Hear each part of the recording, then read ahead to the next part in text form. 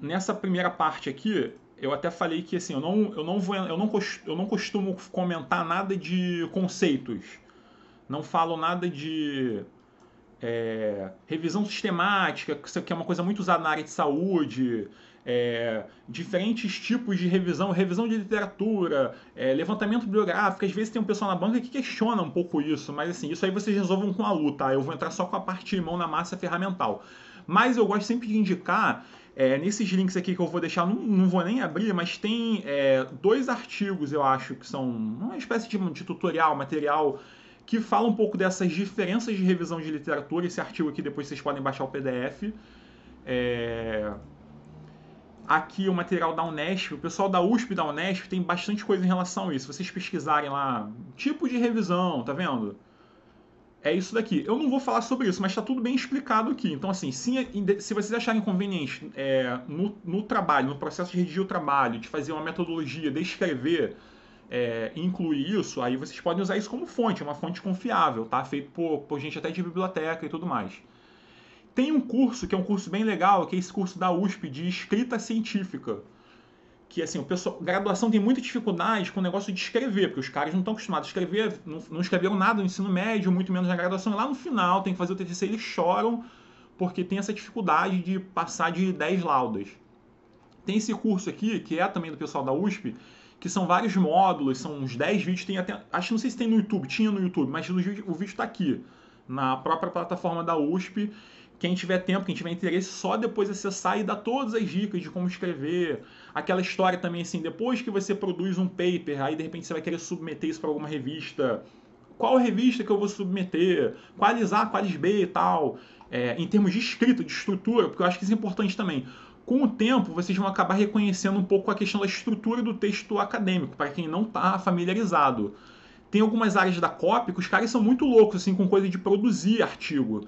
Então, assim, não sei se é o caso do PMAT, mas tem programas que os caras ficam incentivando assim: o aluno tem que escrever a cada semestre um paper e publicar numa revista de alto impacto.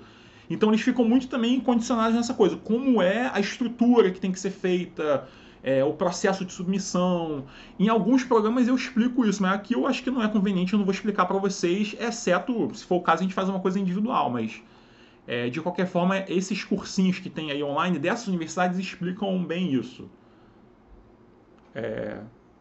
Aqui dessa de São Carlos é bem legal também. Enfim, os links estão aí, depois vocês podem percorrer. Não vou me ater muito a isso. Agora, o FRJ, sempre começo falando um pouco do que a FRJ tem a oferecer. A gente está numa coisa meio sui generis, que é a pandemia. Então, assim, no âmbito das bibliotecas, a gente meio que ficou fechado, assim, tipo, a gente não tem para onde correr porque as bibliotecas físicas estão fechadas. Os livros que estão lá em papel, a gente não está emprestando. Algumas bibliotecas estão começando um processo de retorno, as bibliotecas da área de saúde, onde tem uma demanda maior dos próprios residentes e tal. Mas, assim, no caso das bibliotecas ali, da matemática, do CT, a gente não tem uma previsão ainda de volta. Então, assim, os livros em papel, vocês não vão pegar, não estão tendo acesso. E os alunos estão um pouco sofrendo aí com isso, ainda mais agora com essa volta aí em caráter excepcional. O que a gente tem agora no momento é o seguinte: a gente tem uma coleção de e-books enorme da UFRJ. A maioria desses e-books é em inglês, assim, a gente sabe que tem uma dificuldade da galera ler inglês, mas é o que tem agora. E o Pantheon, que é o repositório institucional. Tudo que for produção da casa, tese, dissertações, produção dos professores, supostamente estaria ali, porque é uma coisa que ainda está numa crescente, mas o que tem agora é isso. Eu fiz uns vídeos, então acho, em vez de eu explicar aqui também para a gente ganhar tempo, já tem uns vídeos no YouTube, no canal lá da biblioteca, que é como vocês fazem para acessar esses e-books da FRJ, como vocês vão baixar esses e-books da FRJ. Porque vocês têm que criar uma credencial lá na intranet, no proxy, enfim. Mesma maneira como vocês acessam o portal CAPS, eu vou explicar adiante, é como vocês vão acessar esses e-books. Então aqui tem esse videozinho explicativo de fazer essa configuração, enfim. Mas só assim, tenham em mente que mesmo a gente costuma pesquisar os livros na Minerva, né, que é o catálogo das bibliotecas. Embora as bibliotecas estejam fechadas, aqui a gente consegue ver os títulos, os e-books. Então, se vocês botarem alguma coisa assim, sei lá, matemática, vai aparecer tudo que tem de e-books. E aí o e-book como material eletrônico, vocês podem baixar de qualquer lugar que vocês tiverem.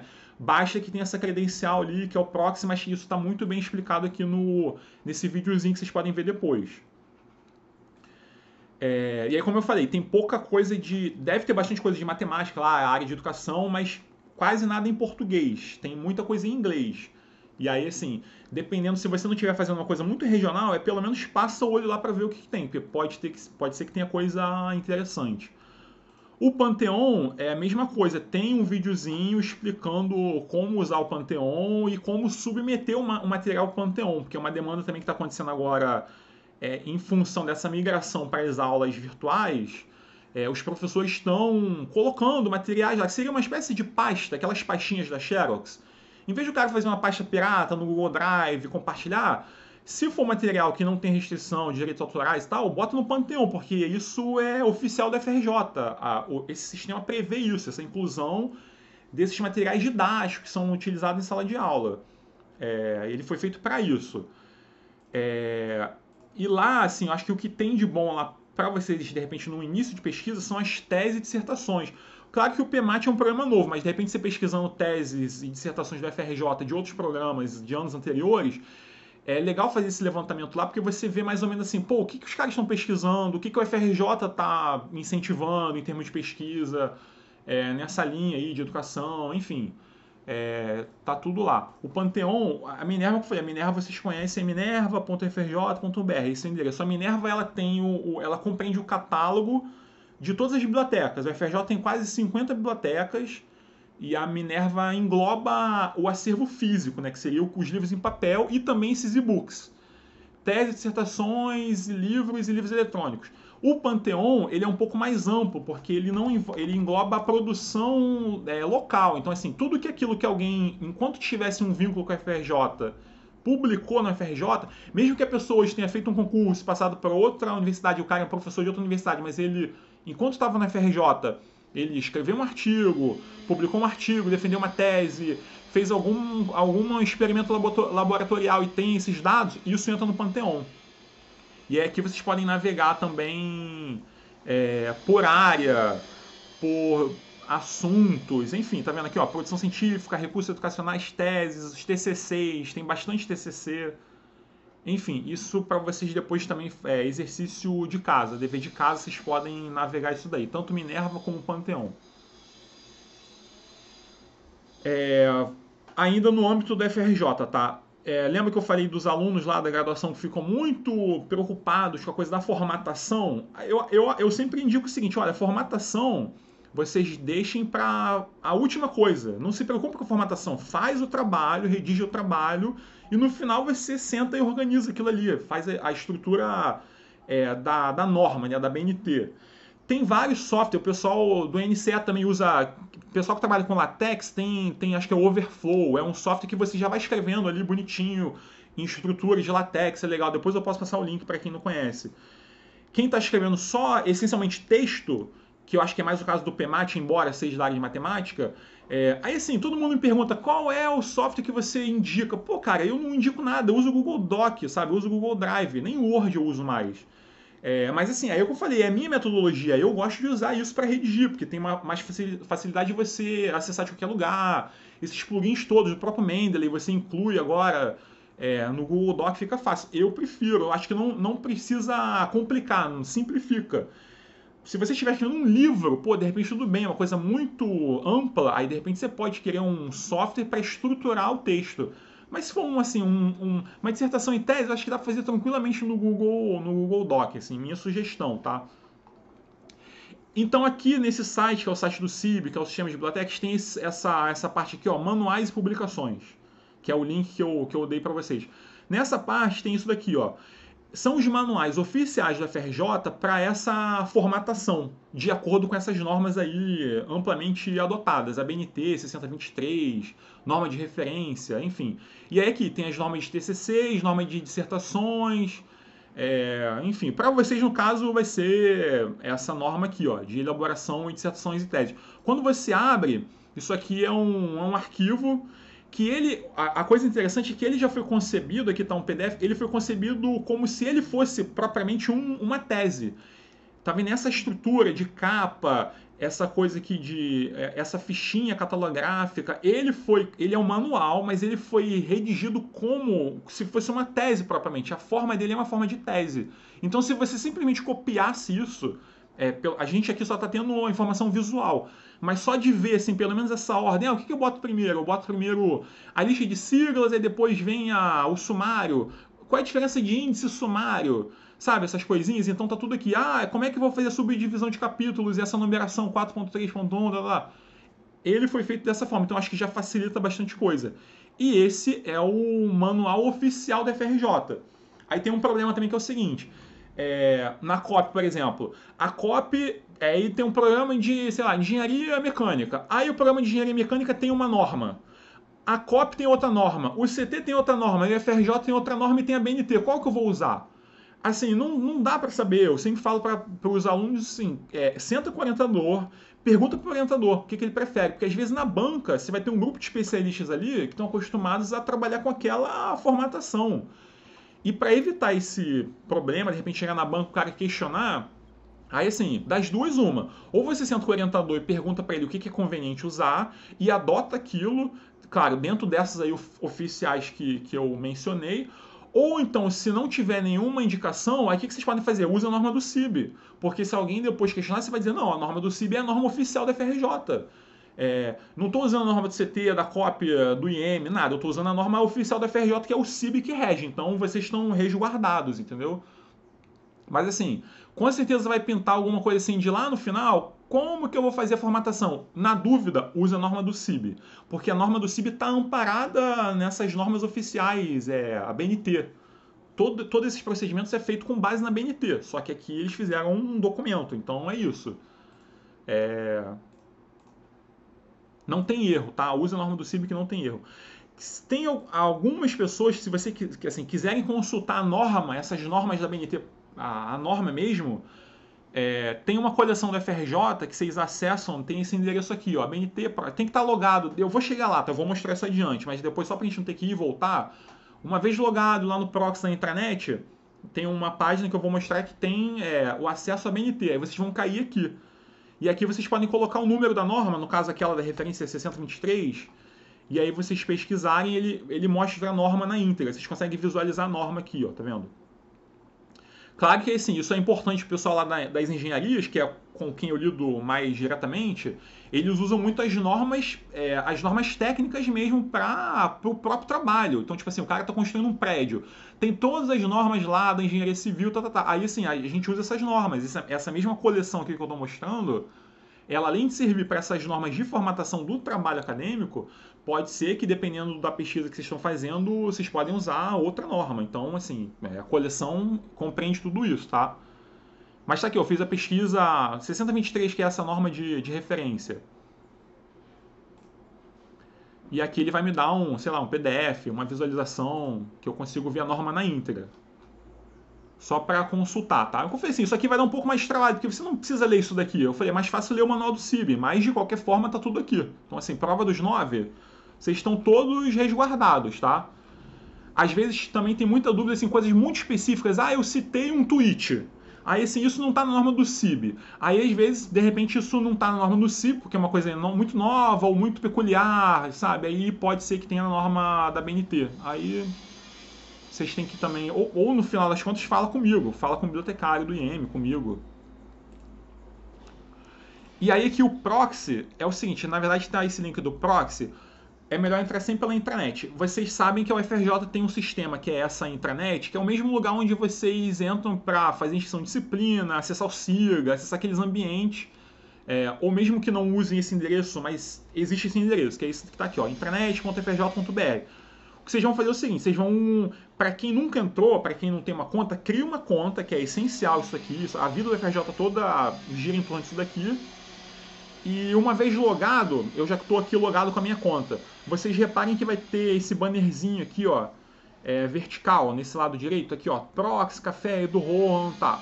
Vai no Proxy, clica aqui, ele vai abrir essa página secundária, que é esse endereço aqui também, que se vocês quiserem depois, pode ir direto aqui nesse endereço. E aqui ele vai dar essas opções aqui, ó. Acesso café, acesso proxy e trials. Esses loginhos aqui, esses bannerzinhos, isso aqui é tudo que o FRJ tem a seu dispor, em termos de base de dados, ferramentas, etc. Então, assim, tudo que o aluno do FRJ tem a seu dispor, dentro desses contratos que o governo estabelece, que o FRJ estabelece, está aqui. Então, por isso que tem que ter essa certificação. Quando você entra na intranet, está meio que entendendo que você é um aluno com vínculo com a FRJ, então você tem direito a usar isso daqui. Isso daqui serve, ainda mais agora, para acessar de casa. Porque normalmente quando você está lá no campus, lá no bloco C, no bloco B, se você entra em qualquer computador lá, espeta o cabo ou entra no Wi-Fi, às vezes, normalmente isso aqui já está liberado automaticamente. Quando você está em casa no seu computador, você precisa fazer esse acesso para ter o acesso à garantia a todas essas bases que estão aqui apresentadas, tá? E aí, claro, assim, o Coqueluche é o Portal CAPES. O Portal CAPES pode ser acessado tanto via café quanto proxy. Eu prefiro acessar via proxy, que eu acho mais simples, mas se por alguma razão técnica tiver alguma dificuldade, tentem acessar proxy. Ah, mas qual é a diferença? Assiste lá o videozinho lá no YouTube que eu mostrei no link lá no início, ele explica essa diferença e o que o café compreende e o que o proxy compreende. Então é isso, assim, o que vocês estão vendo aqui é o que os alunos de FRJ têm direito a acessar. E tá vendo? São várias coisas.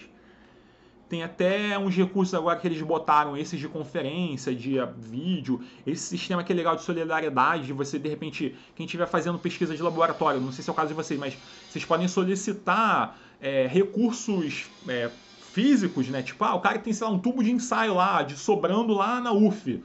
Aí alguém de Niterói pode compartilhar isso. Então, enfim, esse tipo de coisa. Tem um monte de coisa aqui para explorar. Tá? Deixa eu ver aqui. Então, assim, essa partezinha é parte UFRJ. Tudo o que o UFRJ tem a dispor. Então, as bibliotecas, a gente está num momento diferente, porque as bibliotecas a gente não está com acesso livre, as bibliotecas, nem os bibliotecários estão indo lá, eu nem tenho ido lá desde março que eu não vou lá. Então, às vezes, as pessoas falam assim, mas não tem como pegar o livro? Não tem como. Não tem como escanear? Não tem, porque assim, a gente está seguindo as orientações lá do grupo médico. Os caras estão falando, não é. A universidade não quer ser obscurantista. Então, os caras estão dizendo, olha, exceto realmente, pessoal, da área de saúde, serviços essenciais, não tem previsão de retorno. A gente não quer voltar e não é por... Parece que a gente está meio que de má vontade, né? Porque, tipo...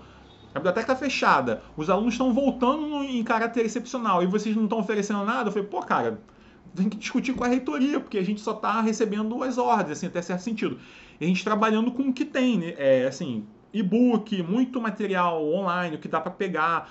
Agora, de repente, consigo até conversar com outras bibliotecas, pedir coisas, tipo a PUC, por exemplo, a FGV, eles são muito parceiros, então às vezes eu consigo conversar com alguém de lá e... Não materiais físicos, mas tipo assim, o cara às vezes tem acesso a uma base que a UFRJ não tem, aí eu posso pedir para ele, pô, baixa aí para mim e manda por e-mail, aí eu encaminho para vocês. Esse tipo de compartilhamento. Mas o FRJ é isso daqui. Vamos adiante. Aí é o seguinte, vamos entrar agora na parte boa, assim. Vamos imaginar que vocês estão começando uma pesquisa agora, e aí aquela história do levantamento bibliográfico. Eu preciso saber o que tem para depois fazer uma espécie de revisão, fazer uma condensação ali, pegar um ponto ali importante de cada artigo. Mas de início, vocês vão fazer sempre assim, essa busca para ver o que tem. Estabelecer, eu estou com uma ideia, então tem que estabelecer também os termos de pesquisa. E aí eu vou meio que fazer uma coisa também ao contrário, que é o seguinte, todo mundo começa dizendo, não, Portal CAPES, aí na área de educação usa o ERIC, usa JSTOR, não sei o quê. Eu falo, pô, legal, assim, isso é importante, obviamente é importante. Mas eu falei, minha metodologia, eu nunca começo por essas bases, eu começo logo pelo Google Acadêmico. E aí eu sei que tem um preconceito com o Google Acadêmico, porque assim, ainda mais professor, tipo, Google, você fez a pesquisa no Google Acadêmico, não vale. Quem diz isso, na minha concepção, é que não entende como o Google Acadêmico funciona. E aí, assim, o cara está muito preso nas bases que são as tradicionais, tipo ERIC, no caso da educação, e vai dizer que no Google não importa, porque, vem muito lixo. Pô, vem muito lixo porque tu não sabe refinar. E o trabalho difícil não é nem a busca, assim, o que importa depois é você ler o artigo. Essa fase de fazer a busca do artigo, isso não importa. Não importa se você levantou 5 mil ou 100 artigos, o importa é que você vai ter que ler os 100, entendeu? Ou os 5 mil. E aí, a partir daí, é outra história. Mas eu sempre indico começar com o Google Acadêmico. Porque o Google Acadêmico, ele compreende... por exemplo, sabe qual é a dificuldade? Na área de vocês, que eu estou imaginando assim, uma área que, embora seja uma área de hard science, é uma área que está muito mais próxima de humanas do que das ciências duras propriamente. Cara, eu participei da banca de uma defesa aí do PMAT ano passado, de um colega de vocês, e assim, não adianta, sabe por quê? Porque os artigos que são publicados normalmente nas grandes revistas na área de educação no Brasil, eles não têm essa qualidade, nem a qualidade, eles não têm o interesse, por diversas razões, de participar desses grandes agregadores tipo Web of Science, que define lá o fator de impacto. Então, de que adianta eu fazer uma busca na Web of Science por materiais relacionados à educação e matemática se não vai vir nada? Por quê? Porque os principais periódicos da área de educação e matemática não estão indexados na Web of Science. Eles estão indexados em outros repositórios. E aí o que acontece? Eu fiz uma busca na Web of Science e deu nada. Eu fiz uma busca igualzinho no Google Acadêmico, veio um monte de coisa. Por quê? Porque o Google ele tem uma distinção mais aberta. Assim, não faz essa distinção tão formal, clássica, em termos do que ele indexa. Ele indexa tudo. Ele vê assim, qualquer coisa que está relacionada a endereço de universidade, esses repositórios, como eu mostrei o Pantheon, ele vai rastreando e indexando tudo no seu robô lá. Então a chance de descobrir mais coisas é maior lá. Então qual é a minha sugestão? Assim, leiam as minhas palavras. Para começo de pesquisa, para o início do levantamento, eu indico o Google Acadêmico. E aí, assim, ciente da maneira como o Google Acadêmico funciona. Depois, numa segunda etapa do momento de refino, aí sim a gente pode ir para essas bases clássicas aqui. ERIC, JSTOR, Web of Science, Scopus. Vocês entenderam a diferença? Começa no Google Acadêmico, vai ter já um monte de coisa lá para refinar, e aí depois vocês podem fazer uma segunda etapa de pesquisa lá nessas bases tradicionais. Uma coisa não anula a outra, tá? E aí eu falei assim, em particular no caso dessas áreas que são meio que área de humanas, que não tem tanto peso nesses grandes indexadores tipo Web of Science.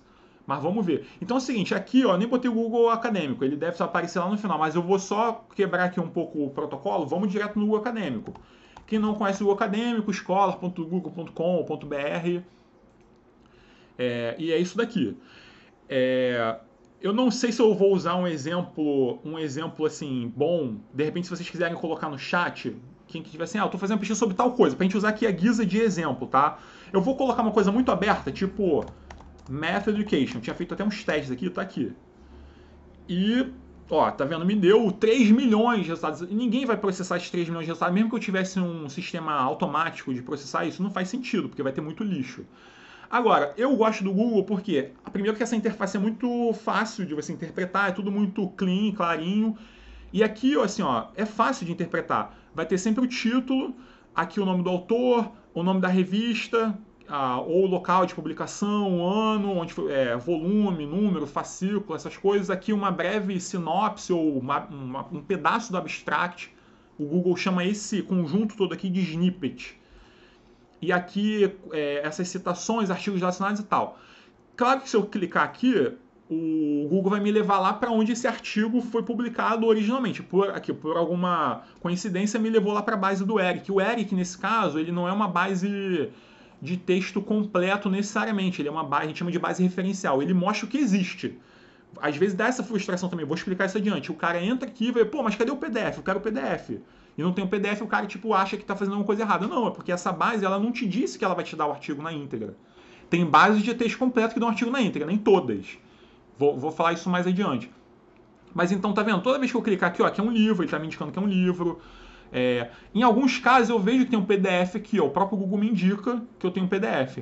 Tem uma coisa boa que, assim, de anos recentes para cá, com essa coisa da integração do proxy e tal, no próprio Portal CAPES, o Portal CAPES incluiu ali um bannerzinho do Google Escola, porque é o seguinte, se o sistema está entendendo que eu estou logado já via proxy da UFRJ, quando ele sabe que ele reconhece que eu já tenho acesso ao artigo na íntegra, ele já me manda esse link para o PDF aqui, com base lá na configuração algorítmica de que ele sabe que eu estou vindo via UFRJ. E aí ele já me dá o link para o PDF.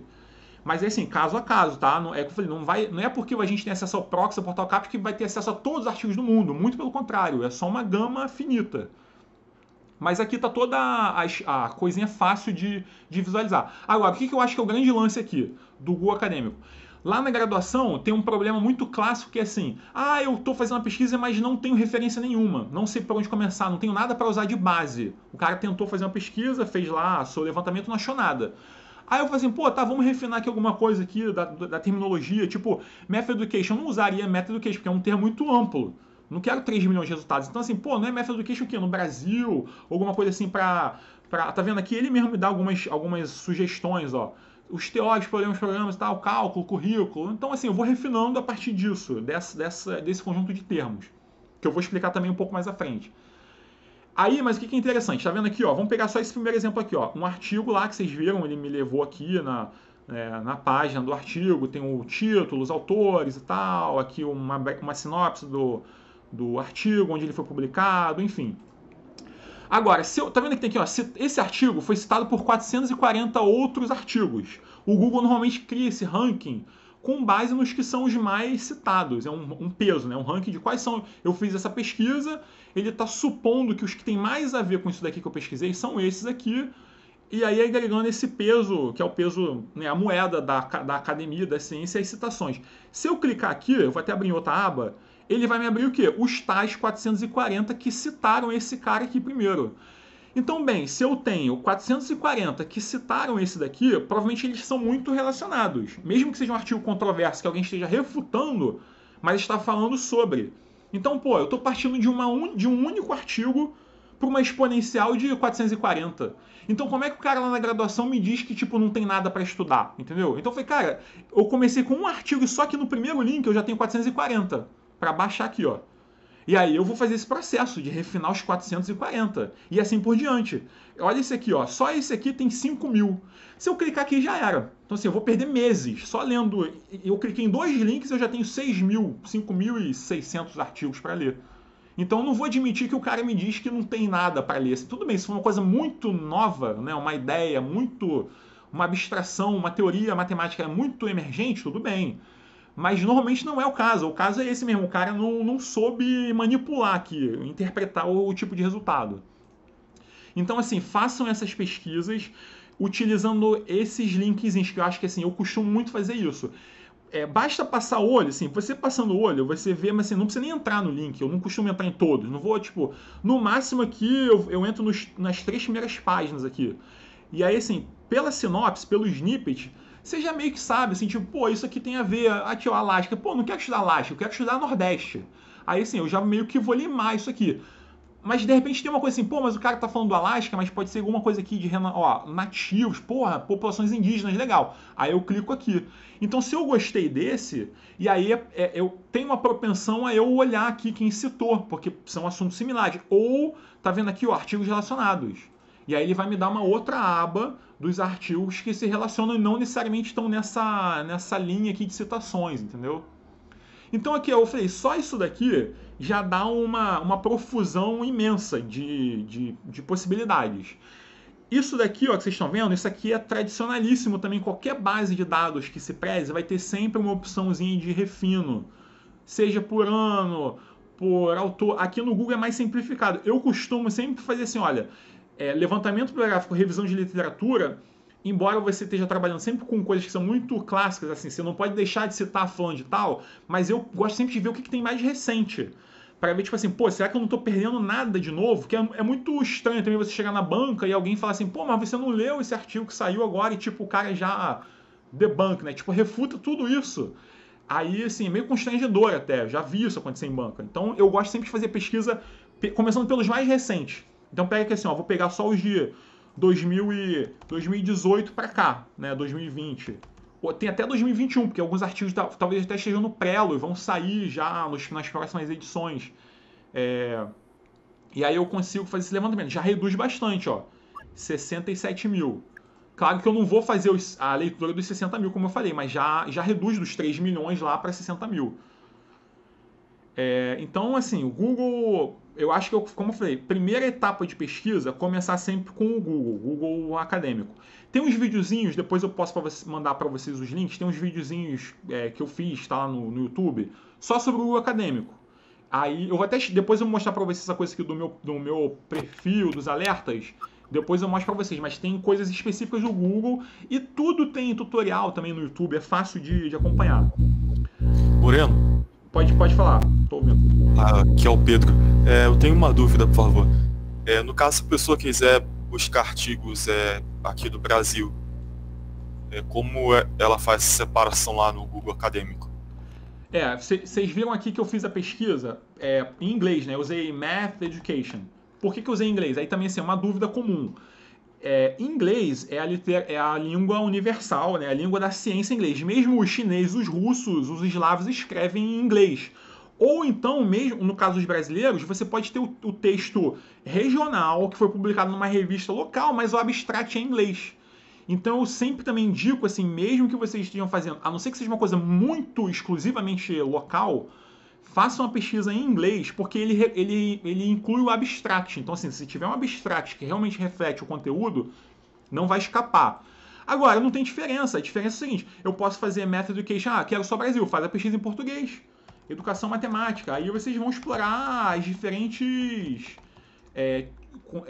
terminologias, assim, conjunto de termos, que eu vou falar um pouquinho sobre isso adiante, mas tá vendo? Eu fiz a pesquisa em português e aqui é aquela mesma história, ó. Citaram esse livro, Informática e Educação Matemática. Quem citou? Provavelmente quem citou, vou dizer que nos 98% de gente que citou esse artigo são outros artigos em português. Então vai dar, assim, o caminho é esse. Aqui também eu tô falando assim, ó, engraçado isso, ó, apareceram alguns artigos em inglês. É como eu falei, provavelmente pode ser gente até, aqui não é o caso, é um sueco, mas pode ser também gente do Brasil que publicou artigo nesses congressos, ó, Congresso Nacional, e aí, como eu falei, às vezes o texto é todo em inglês, que foi todo baseado num estudo brasileiro, nacional, mas que tá todo em inglês. Enfim, mas é o que eu falei, isso aqui não tem... O Google não faz... Claro que aqui tem uma busca avançada, que tá aqui, ó, busca avançada, que você pode, eu nem sei se ele fala, mas você pode ter alguma coisinha que eu possa ver depois com calma, que você especifica a língua. Que vocês estão vendo que eu tô até usando, a minha interface é uma interface que eu estou usando em inglês. Tá vendo aqui, ó? Se eu mudar aqui, ó, português do Brasil, os resultados mudam. Mas assim, é o que eu falei, eu estou fazendo a minha metodologia, tá na casa de vocês, seguindo os critérios pessoais de vocês.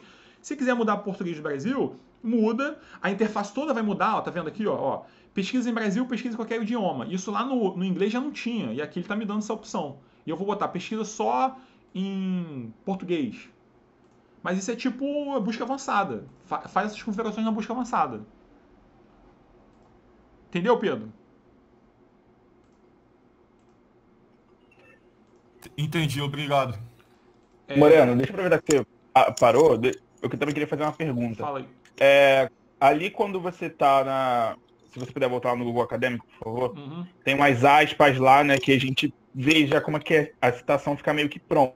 Uhum. Só que eu tenho uma dúvida, porque às vezes que tá na BNT, às vezes, porque assim, se eu pego 2 trabalhos diferentes, parece que ele diga que tá em determinada formatação, parece que a formatação tá diferente. Eu fico na dúvida se é confiável ou não pegar a escrita mesmo, né, a forma de citar. Então aquelas aspinhas que você falou, justamente, aquilo ali eu não expliquei, né? Isso aqui você clica, ele já dá essas formatações aqui. Esses códigos é porque tem vários tipos de códigos de formatação. MLA, EPA são os da área de saúde. A maioria da área de saúde, na verdade. Aqui tem BibTeX, para quem usa o BibTeX quiser fazer isso tabulado e tal. No caso da BNT, não tá aqui, então não use isso daqui. Eu não recomendo usar. Tá. Tem algumas que são muito parecidas, assim, até, tipo, acho que essa de Harvard, ela é bem parecida com a BNT, mas não recomendo usar isso daqui, tá? A não ser que você esteja trabalhando com esse sistema de importação aqui, que eu falei, BibTeX e EndNote, facilita, mas não é a padrão. Lá na frente, eu vou mostrar como que a gente faz isso de maneira super simples. É tão simples quanto isso daqui, tá? Essas coisinhas aqui também, ó, estrelinha, você cria um perfil, acho que eu vou até me antecipar aqui, você cria, eu tô logado na minha conta aqui, no meu Gmail, tá? No Google Acadêmico Homepage. Aqui, ó, você tem tanto o meu perfil como a minha biblioteca. A minha biblioteca, ele faz tipo uma gestão, se você usar essas estrelinhas lá, ele guarda tudo aqui. E aí você pode criar pastas, ó. Tá vendo? Eu tenho umas pastas aqui de exemplo, ó, pasta solos, engenharia de solos, sei lá. E aí eu guardo aqui. Depois, se vocês quiserem exportar isso, dá para fazer, tá vendo? Ó, BibTeX, tal, CSV, fácil de editar no CSV. Tem essas opções. As outras bases, todas têm alguma coisa que é mais complexa do que isso daqui. Mas se vocês estiverem fazendo uma coisa mais simplificada, dá para trabalhar aqui também. Você cria esses labelzinhos, essas etiquetinhas. Tá vendo? Seleciona um, aí você vai atribuir, ele, sei lá, isso aqui é educação matemática. Aí você cria uma coisinha nova, vai abrir uma pastinha nova para esse aqui, ó, tá vendo? Assim, aqui é um pouco mais simples, ele dá aqui os tags, ó. E a outra coisa legal é esse meu profile aqui. Todo mundo, assim, vocês também, mesmo que não vai seguir a carreira acadêmica, mas quem não tiver, já cria logo esse perfil no Google, porque ele lista.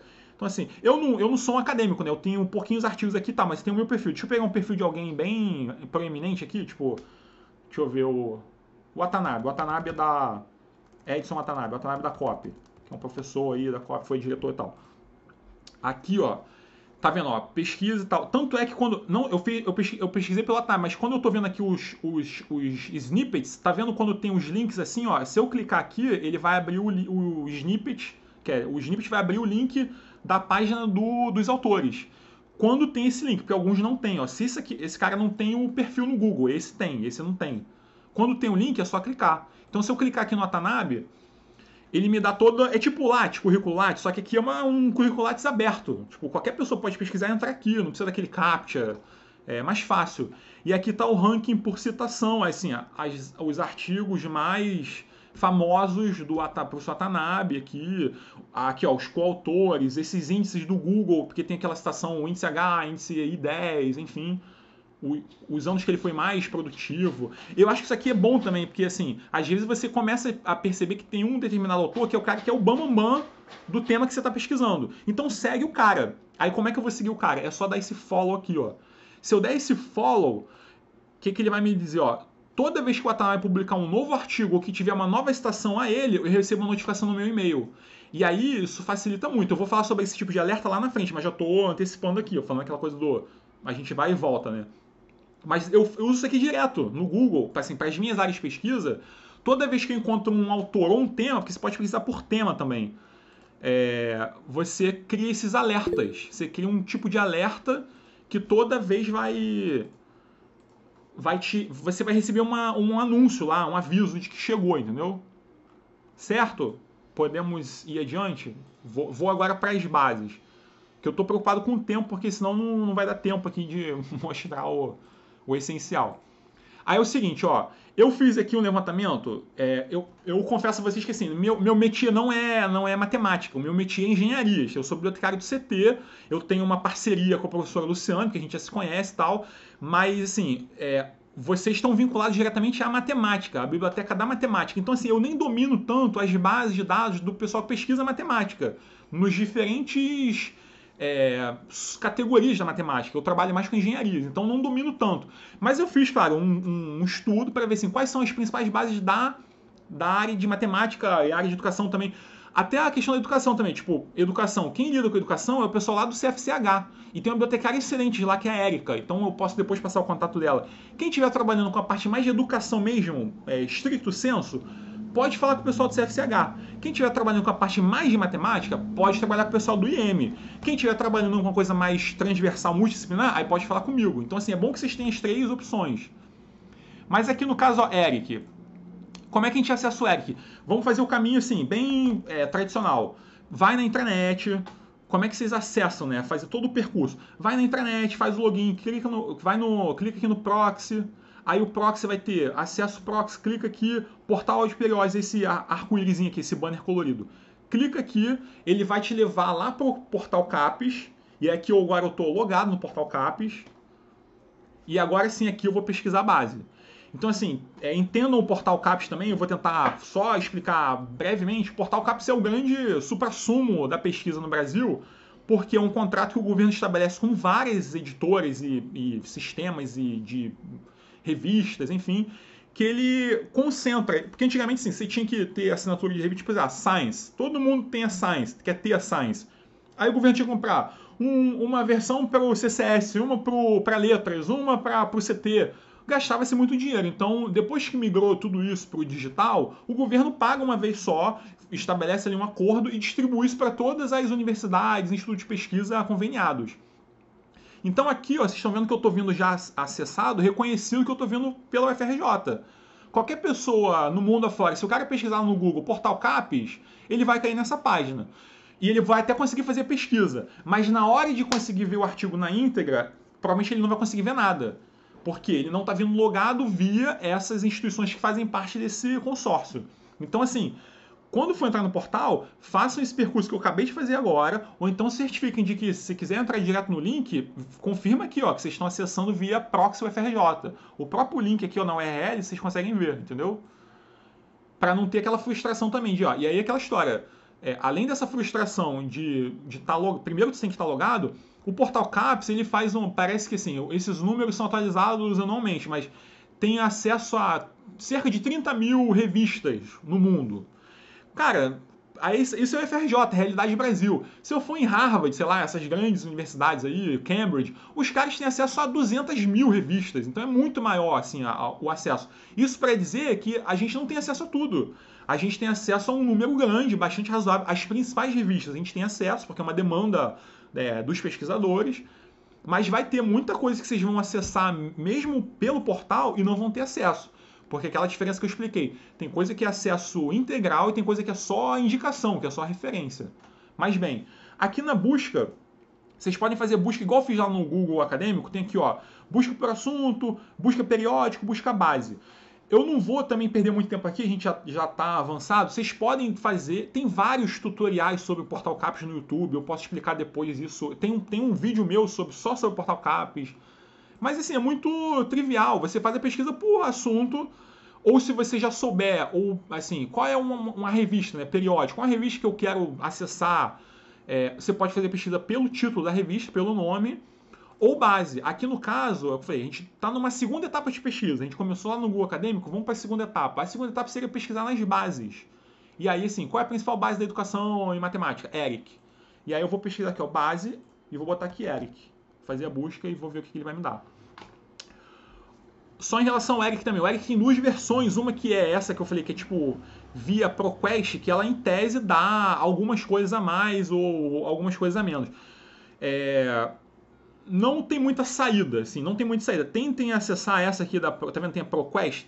Cliquem nessa aqui da ProQuest e façam uma busca lá. Que eu falei assim, não é garantia de que tudo que vocês vão ver nos resultados vai ter acesso ao artigo na íntegra, mas é a principal base de busca no ERIC, é essa daqui, tá? E aqui, assim, o Portal CAPES me jogou para essa base e aqui eu faço a minha busca. Não sei se vocês têm alguém não quer dar aí sei lá, uma pesquisa, assim, qualquer, um exemplo de pesquisa, porque eu estou usando esse modelo aqui, Math Education, que eu não sei o que é, assim, tipo, uma coisa muito ampla. Se alguém tiver alguma sugestão de pesquisa só para usar aqui a guisa de exemplo, pode mandar aí, que eu preencho aqui, tá? E aí que sim, autor, título, assunto, podem botar o que tiver. Estou fazendo a pesquisa, vou ver que ele está processando, aí me deu aqui, ó, 22 mil resultados e tal.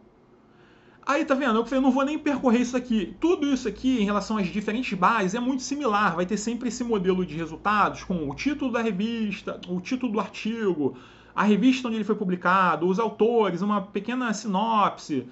Aí vai ter alguma informação a mais, de repente, artigos relacionados, quantas vezes foi citado aqui, ó, citado por 7, citado por 9. É tudo muito padrão. Quem não está acostumado vai ganhar familiaridade rápido com isso daqui. Sempre vai ter essas colunas aqui verticais com essas opções de refino. Ah, eu quero só livros, eu quero só tese, eu quero só artigos, quero só trabalhos publicados em eventos, está tudo aqui. Então, assim, cada base vai ter uma interface, mas que elas são muito similares. E todas elas têm alguma possibilidade de busca avançada. Aquelas coisas das booleanas, eu não gosto de booleanas, exceto assim, se você realmente vai fazendo uma busca com uma revisão sistemática, uma coisa mais profunda, mais nível avançado. A própria professora Luciana é especialista nisso. Tudo bem, mas assim, eu nem gosto, porque faz diferença botar um mais ou não sei o que. Cara, bota o conjunto de termos, porque o robô ele vai fazer isso daqui, ó. Ele não está interpretando contextualmente, semanticamente, o que isso significa. Ele está pegando caracteres por caracteres, ó. MATH, ele vai ver toda vez que bater um MATH, ele vai dar o highlight aqui, ó. E aí é assim, o algoritmo trabalha dessa forma. Eu não fico quebrando a cabeça tentando codificar uma coisa mais complexa para o algoritmo me dar. Eu prefiro pegar esses 22 mil e ir, sabe? Ir bater o olho e ver, uma hora vai ter coisa boa. Mas é o meu esquema, tá? Bem, então isso daqui... e aquela velha história. Bateu o olho, interessou, clica. O que geralmente isso faz, assim, essas bases, elas são bases agregadoras. Normalmente ela te leva para onde esse artigo foi publicado originalmente. Nesse caso aqui, ó, Perceptual Method e tal. Ele foi publicado nessa revista aqui, ó. É uma revista Rural Educator. E aí ele não tá me dando, ó, tá vendo? Não tem certeza, pelo menos aqui inicialmente, que eu tenho acesso ao artigo na íntegra, mas eu já tenho todas as informações. Isso também é importante, porque assim, se vocês empacarem, não percam tempo. Pega essas informações aqui, ó, e manda pra mim. Copia isso daqui, redige um e-mail lá, seja pro pessoal do IEM ou pra mim. Pô, Moreno, olha só, eu pesquisei isso aqui na ProQuest, achei interessante, mas não consegui o artigo na íntegra. Tenta pra mim. E eu vou tentar. A gente tem vários outros caminhos, os bibliotecários. Se eu não conseguir, eu vou te dizer, pô, não consegui e tal, ou então só pagando $20. Mas manda pra gente, entendeu? Se não tivesse muito explícito, não perca tempo, manda pra gente. Mas de qualquer forma, tem aqui, ó, full text, vamos ver. Se eu clicar ali, provavelmente ele vai me abrir o PDF. Aqui, ó, me jogou de novo para outra base, mas tá aqui, ó, download full text. Eu tô fazendo isso rápido porque eu já tenho essa experiência, mas vocês com o tempo também vão sacar. Aí tá aqui, ó, o PDF do texto na íntegra. Eu posso salvar no meu computador, guardar numa pastinha, enfim, tá tudo aqui, tá? Então, assim, o ERIC é a principal base educação, na verdade. A principal área de educação é ERIC. Então, independente, tá? Educação, matemática, educação, Paulo Freire, qualquer coisa, ERIC. E aí, assim, não tô nem fazendo a distinção do nacional e internacional. Eu tô trabalhando com a ótica universal, tá? Se tem um artigo brasileiro que é muito proeminente, fatalmente ele está indexado nessa base. Pode ser que tenha uma coisa muito local que não esteja indexada aqui. Aí a gente vai ter que ver por outras vias. Por isso que eu falei, por isso eu gosto de pesquisar no Google Acadêmico. Porque de repente alguma coisa muito localizada não apareceria aqui, que é uma base internacional. Mas ela não exclui materiais em português não, tá? De repente lá numa busca avançada, não sei porque eu não conheço tanto essa ferramenta, mas pode ser até que tenha uma possibilidade de busca por língua. E eu vou definir língua, tá vendo aqui, ó, language, pronto, ó. Eu quero só português. Seleciona lá o português e pronto. E aí vê o que vai aparecer, tá? Várias opções de refino. Isso é muito comum em todas as bases. Se vocês perderem 10 minutinhos aqui só fuçando, vai descobrir um monte de coisa. Que nem eu sei, mas assim, podem pesquisar tutoriais no YouTube, enfim. Deixa eu voltar aqui outro, ó. Depois eu botei esse negócio do Tesaurus, depois eu volto para explicar o Tesaurus. Academic Search e tal. Eu só vou agilizar aqui, mas eu faria a busca da mesma forma, tá? O nome da base é Academic Search Premier. Se eu pesquisar aqui no Google, no portal CAP, ó, busca base. Se eu redigir lá Academic Search, ele vai me dar o link. E aí eu clico aqui, vai me jogar para a base, deixa eu fechar aqui, vai me jogar lá para a base que eu tô querendo acessar.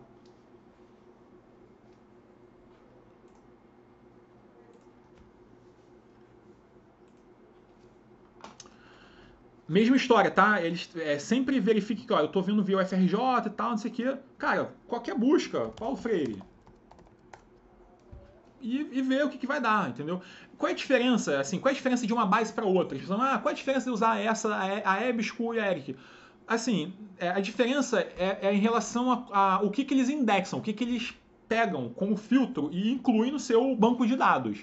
Então, a ERIC, como é a maior, ela de repente tem uma capilaridade maior, vai indexar mais coisas. A EBSCO, de repente, vai pegar mais coisas mais relacionadas à área de matemática, sabe? Algumas coisas assim. Mas é como eu falei, vocês vão identificar isso com o tempo e com o uso, porque cada um vai de repente, perceber que, tipo assim, pô, essa base me deu mais respostas, que para mim é mais relevante. Então você faz ali esses testes iniciais, pode fazer um pequeno comparativo e depois não tem problema adotar só uma. Eu vou usar só a EBSCO Host, vou usar só a Web of Science, entendeu? Vai ficar a critério individual de vocês. Mas aí, como eu falei, essas coisas são as principais obras, os principais artigos, dificilmente vai escapar, porque ele vai aparecer em todas. Porque se é um artigo bom, dos bambamã da área, vai aparecer em todas. Mesmo que não seja num primeiro resultado, enfim.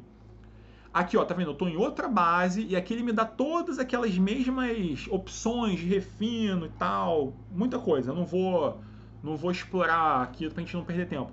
Agora, o negócio eu queria apontar isso aqui, ó, até explorar isso aqui, ó, tesauro. Qual é uma grande dúvida também dos alunos, especialmente da graduação, que é o seguinte, eu não sei qual é o termo de pesquisa apropriado para usar para me garantir os melhores resultados. Tem essa dificuldade, assim, será que eu estou usando um termo mais apropriado? E eu sempre falo isso, assim, ó, às vezes vocês estão pesquisando e não está tendo nenhum resultado porque vocês não estão usando o termo que é o termo técnico adotado pela comunidade científica, da sua área. Então, sabe, eu estou pesquisando sobre educação matemática, mas será que esse é o termo correto? Será que não é letramento? Será que não é competência em matemática? Eu não sei, assim, eu como um novo pesquisador, me inserindo no conteúdo, talvez eu não saiba isso ainda, não cheguei a trabalhar os materiais. Então, uma maneira de você conseguir sanar isso... uma maneira fácil é o Google dar aquelas coisas, sugestões, igual a gente está no celular, que você tem o autocomplete. Se eu botar no Google aqui, se eu entrar no google.com, ele mesmo sozinho, ele já me dá algumas respostas, ó. Igual eu botei ali Paulo Freire, já veio logo, ó, tá vendo? Isso aqui, isso é o autocomplete, que é uma sugestão, eu nem terminei de completar a palavra. Ele já me está me dando alguns termos, que são os termos mais associados a esse tipo de busca. Pode ser que funcione para mim, pode ser que não. Algumas bases têm isso. Essa EBS que eu fiz, isso ele me deu. Agora, outra opção é fazer isso daqui, ó. As principais bases têm um negócio chamado tesauros, ou vocabulário controlado, ou termos de assunto. Aqui na EBS é termos de assunto. Vamos lá. Eu vou redigir um termo aqui e ele vai me dar, tá vendo? Ó, Meta Education. E eu vou procurar. Ele vai me dar uma espécie de árvore, tá vendo? Ó? Não foi possível localizar os termos especificados, mas ele está me dando os termos mais próximos do que seria isso que eu estou tentando pesquisar, entendeu? E aí ele me deu aqui, ó, habilidade matemática em crianças. Pô, habilidade de pesquisa em matemática. De repente é isso que eu estou tentando pesquisar. Tá vendo? É um termo que eu nem tinha pensado antes, mas ó, sei lá, habilidade de pesquisa em matemática. Aí eu clico aqui. E aí ele vai me refazer a árvore. Tá vendo, ó? Habilidade matemática usado para pesquisa de habilidade. Então, assim, será que... Tá vendo? Eu tava usando um termo assim, literacy, que é muito usado. Literacia em matemática. Será que o termo é literacia ou é o ability? Vou ter que fazer esses testes. Isso para ter os melhores resultados. Porque, assim, ó, tá vendo? Ele me deu uma outra coisa. Vou insistir aqui no ability research. Quando eu pego esse ability research, se eu clicar aqui... Aí o que ele vai me fazer? Ele vai fazer a pesquisa usando esse conjunto de palavras, que é o termo mais propenso ou mais adequado. Posso só copiar isso daqui e jogar no campo de busca. Tá? Assim, cada base vai ter um sistema desses tesauros. Deixa eu voltar aqui na Eric, que ele tem um tesauros legal também. Mas vocês entenderam isso, né? Que eu falei assim, é importante ter essa certificação que vocês estão usando os termos adequados. Mesmo que a gente force uma barra aqui, tipo, vocês estão trabalhando com conteúdo que é nacional. Mas, assim, normalmente, a maioria das coisas veio a partir de uma importação, né, de conteúdos que já estavam sendo explorados fora, e a gente fez uma adaptação. Faz essa pesquisa também em termos em inglês para ver o que os caras estão usando. Até por conta daquelas coisas dos abstracts e tal, o que aparece nos abstracts, entendeu?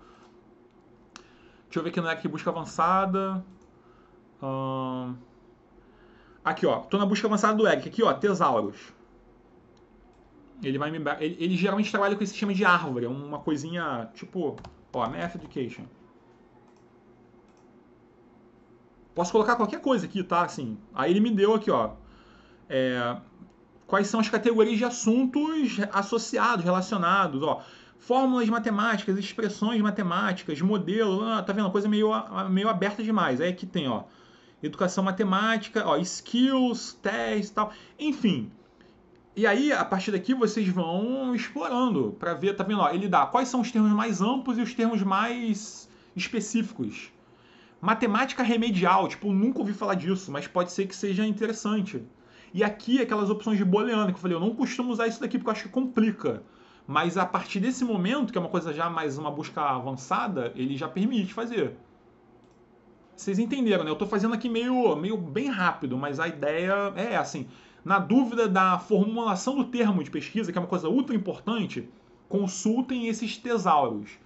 Eles podem chamar de ou tesauros ou vocabulário controlado, enfim, mas quase todas essas grandes bases têm algum sistema desse. A JSTOR é boa para livro, mas sim, aí mais quem está trabalhando mais com a parte de história, tipo história da educação matemática. Aí pode ser que tenha bastante coisa boa aqui. Que assim, já não são as grandes bases, né? Tipo, e ele tem, tá vendo? Ele tem uma coleção que é específica de matemática, embora talvez na área de vocês, né? Entre muita coisa na área de humanidades também, mas vou clicar aqui só como exemplo também, porque a interface delas é idêntica. Vocês podem depois fazer a busca. Ó, tá vendo? Eu tô fazendo a pesquisa, ele já me dá aqui, ó, opções. É o que é? Autor, título, assunto? Não, é o título, sei lá. Aí vamos ver os resultados. Todas essas bases muito parecidas, tá? Assim, a estrutura de interface delas é muito igualzinha. A diferença entre uma e outra é o critério de indexação. Aí eu falei, JSON, por exemplo, é bom em livros. Ela é muito boa de registros históricos, retrospectivos. Assim, eu quero fazer uma pesquisa antiga sobre... Até fazer um levantamento biográfico para saber o que todo mundo já escreveu sobre o tema para eu me antecipar, fazer a revisão. Aí é uma boa saída aqui. Eu vou fazer rápido agora, porque assim, ó, tá vendo? Todas essas bases aqui são essas bases que eu meio que associei aqui nas áreas de educação e matemática. Eu vou só abrir rapidamente, mas depois vocês percorram, tá? Todas elas aí, fazendo esse mesmo caminho que eu falei. É só pegar o nome, pesquisar como base no portal e vai pegar o link, vai ser jogado para lá, enfim. Essa DOAJ aqui é legal porque assim, a DOAJ é uma base aberta, porque tem essa coisa também do o que a gente tem acesso na íntegra, o que a gente não tem acesso na íntegra. Eu acredito que na área de educação, a maioria das coisas de fato seja publicado em acesso aberto, ainda mais essas mais recentes. Nas hard science, na saúde, é muito fechadinho, tipo, tudo você tem que pagar. Mas, a não ser que você tenha acesso por essas bases, tipo Portal CAPES. Mas na área de educação, eles têm uma flexibilidade maior, uma abertura maior. Então aqui ó, tem um diretório só de revistas abertas, de publicações em caráter aberto. Então aqui tudo que está aqui é livre. Qualquer coisa que você pesquisar aqui, eu não sei nem o que eu pesquisei aqui, mas me deu um resultado. Tá vendo? Eu fiz aqui, ó, educação, tô vendo pelo link. Educação e matemática. Tá vendo? Me deu. Aí aqui, já eu tô percebendo que ele me deu umas coisas mais localizadas, até mais coisas em português, porque no Brasil, como eu falei, tem mais a característica de publicar em caráter aberto. Então, às vezes você vai achar mais coisa relevante nesse tipo de sistema do que num clássico lá, um Eric da vida, uma ProQuest, que é muito fechadinha. Aqui só de matemática, enfim. Projeto Música também é bom para coisas antigas, livros e tal. Depois vocês podem percorrer um a um, tá? Os links estão todos aqui. Eu vou só mostrar as Scopus e a Web of Science, que são também as muito mencionadas aí nas multidisciplinares, porque eles têm a coisa do fator de impacto muito crítico, isso daqui. Então vamos ver. As Scopus tem um negócio que eu acho que é legal, porque também, assim, às vezes o cara fica muito preocupado com a coisa da análise dos resultados. E como é que eu vou processar aqueles 3 milhões de resultados que apareceu lá no Google Acadêmico? Aí, antigamente, os caras quebravam a cabeça, usavam um monte de software, não sei o que tal. Essas ferramentas, elas se aprimoraram a tal ponto que, cara, elas fazem tudo sozinhas. Você não precisa mais fazer nada disso manualmente. Então, por exemplo, fiz a pesquisa na Scopus, tá? Uma base, grande base, famosa, Math Education. Ele me deu 9.000 documentos e estão todos aqui. Mesmo modelo de sempre. A Scopus é boa, detalhe, para eventos, análise de evento, conferência, ela é boa para isso. Então, tipo assim, tem um grande congresso na área de educação matemática. Vai na Scopus que provavelmente esses documentos vão estar todos lá. Agora, o que eu quero mostrar aqui? Isso aqui, ó. Analyze Search Results. Se eu clicar isso daqui, o que ele vai fazer? Ele vai processar esses 9.000 automaticamente. Eu não preciso fazer nada. Então, assim, ele vai começar a gerar uns gráficos aí, ó.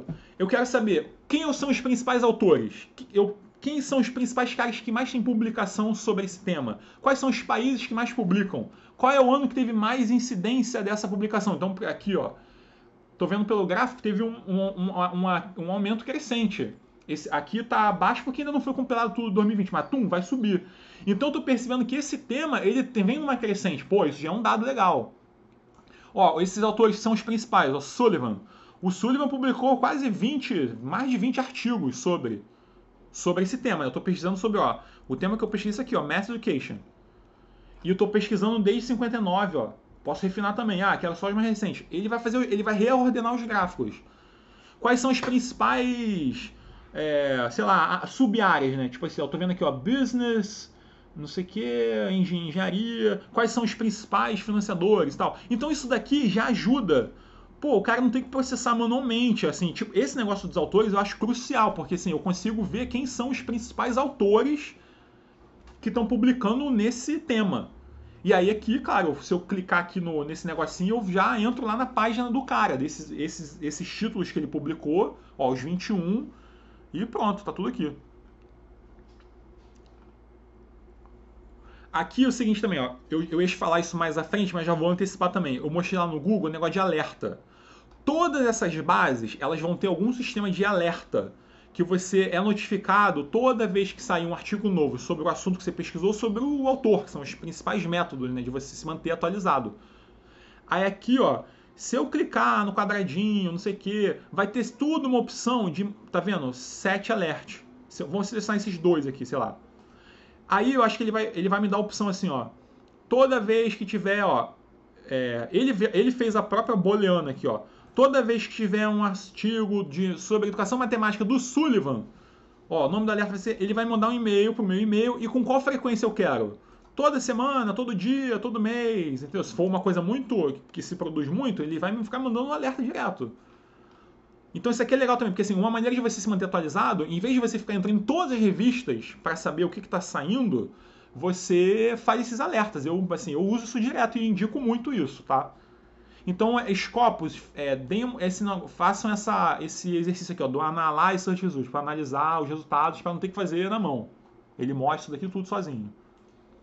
A Web of Science, ela é boa porque os pesquisadores usam muito em função do fator de impacto, que é tudo a mesma empresa, né? Essa Clarivate, não sei o que, os caras dominam tudo.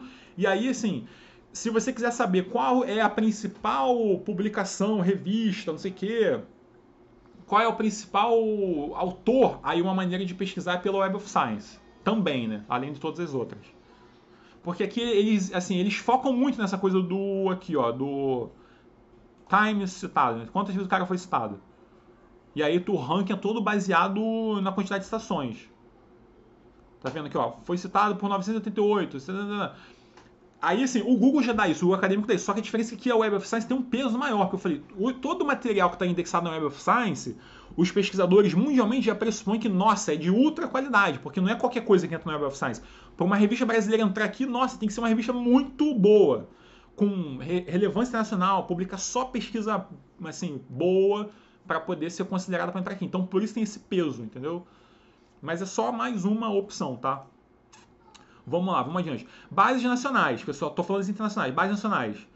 Vou abrir logo as duas. O Cielo é, tipo, todo mundo conhece a Cielo, mas a Cielo tem um foco mais também um pouco na área de saúde, eu acho, assim. Ela é multidisciplinar, mas eu acho que tem um pouco mais de um foco na área de saúde, então não vai ter tanta coisa aqui. Então eu botei, ó, fiz um teste de educação matemática, me deu 1.200 resultados e tal. Maioria de coisas em português, porque o Cielo engloba ali América Latina e tal, também tem algumas coisas em espanhol, mas tem bastante coisa. Então, assim, o pessoal costuma associar o Cielo como a principal base brasileira, mas eu acho que ela é limitada, porque ela não tem tanta coisa assim. Mas, assim, de maneira nenhuma pode ser descartada, tá? Então façam a pesquisa no Cielo como um dos principais recursos. Essa outra base aqui, Oasis, o que eles fazem na verdade, é um agregador de repositórios. Então, assim, eu mostrei lá no início o Pantheon. Toda universidade brasileira que se preze tem um repositório que é a produção da casa. O que esse sistema faz é só rastrear tudo ao mesmo tempo. Em vez de você entrar, eu quero ver o que a USP produziu, o que a UFMG produziu, o que a Federal do Paraná produziu.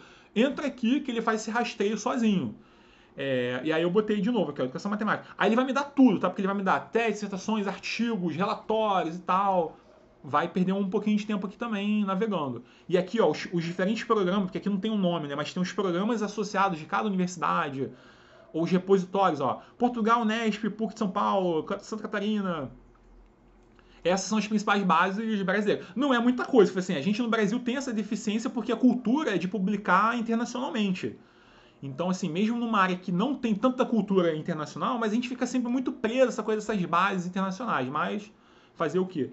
Eu fiz um levantamento rapidinho também dos principais periódicos, que são as revistas individuais da área de educação matemática, que são essas daqui. Não vou abrir todas, tá? Só pegar duas aqui, mas os links estão aí, vocês podem depois ver. E acho que a maioria delas está associada a esse... É uma associação americana de... Acho que é essa AMS, American Mathematics, sei lá... Science Education, alguma coisa assim. E aí... Tá tudo aqui, tá? Essa... Assim, ó, Journal... Tá vendo? É só navegar aqui. Aqui eu não tô numa base. Essa é a diferença também. Até agora eu só mostrei as bases. Isso aqui é uma revista individual.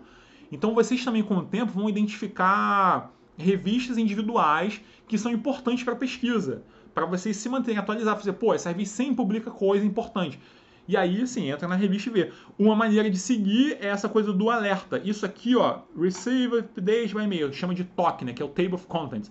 Toda revista vai ter alguma forma de, ou aqueles alertas de sininho, ou você botar o teu e-mail, ou assinar o RSS, que você nem existe mais, um protocolo tal, que você assina no agregador. Mas vai ter sempre alguma possibilidade de você assinar aqui, ó, tipo, toda vez que ela publicar uma edição nova, você recebe no e-mail lá uma identificação. Não vou nem perder tempo aqui não, que você preenche um cadastrinho lá e tal. Agora isso daqui, ó, tá vendo? Você tem que criar uma conta, provavelmente, tal, e... Enfim.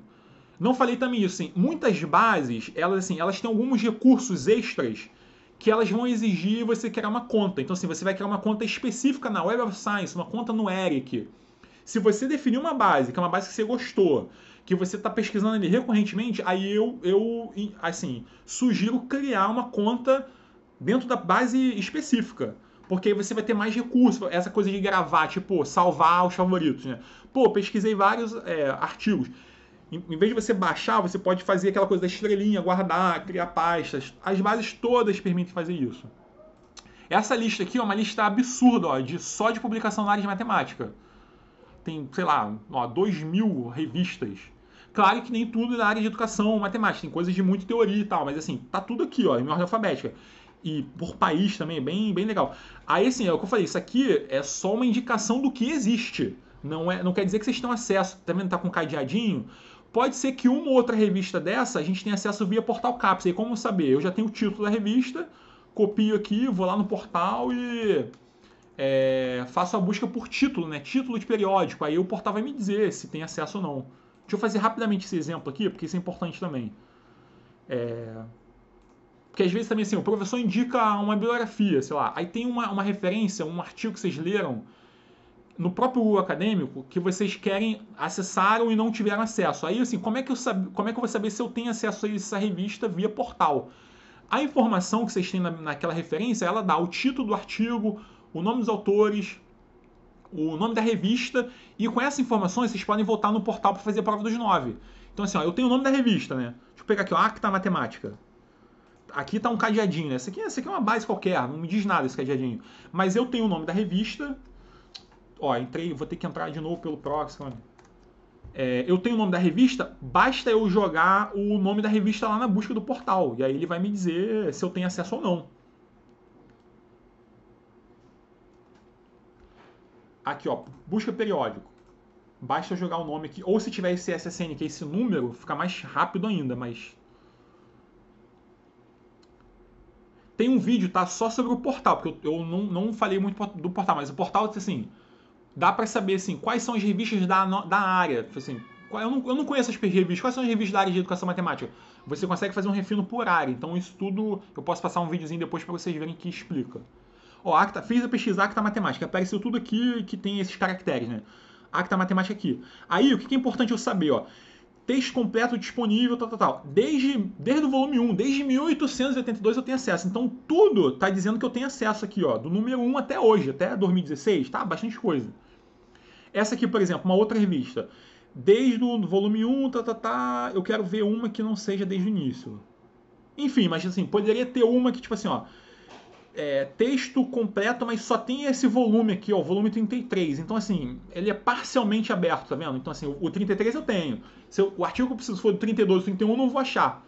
Então, essa informação já tá aqui, só pra gente não se frustrar. Pra não chegar lá na revista e fazer assim, pô, o portal me deu o nome, o portal disse que tinha, mas não disse que tinha.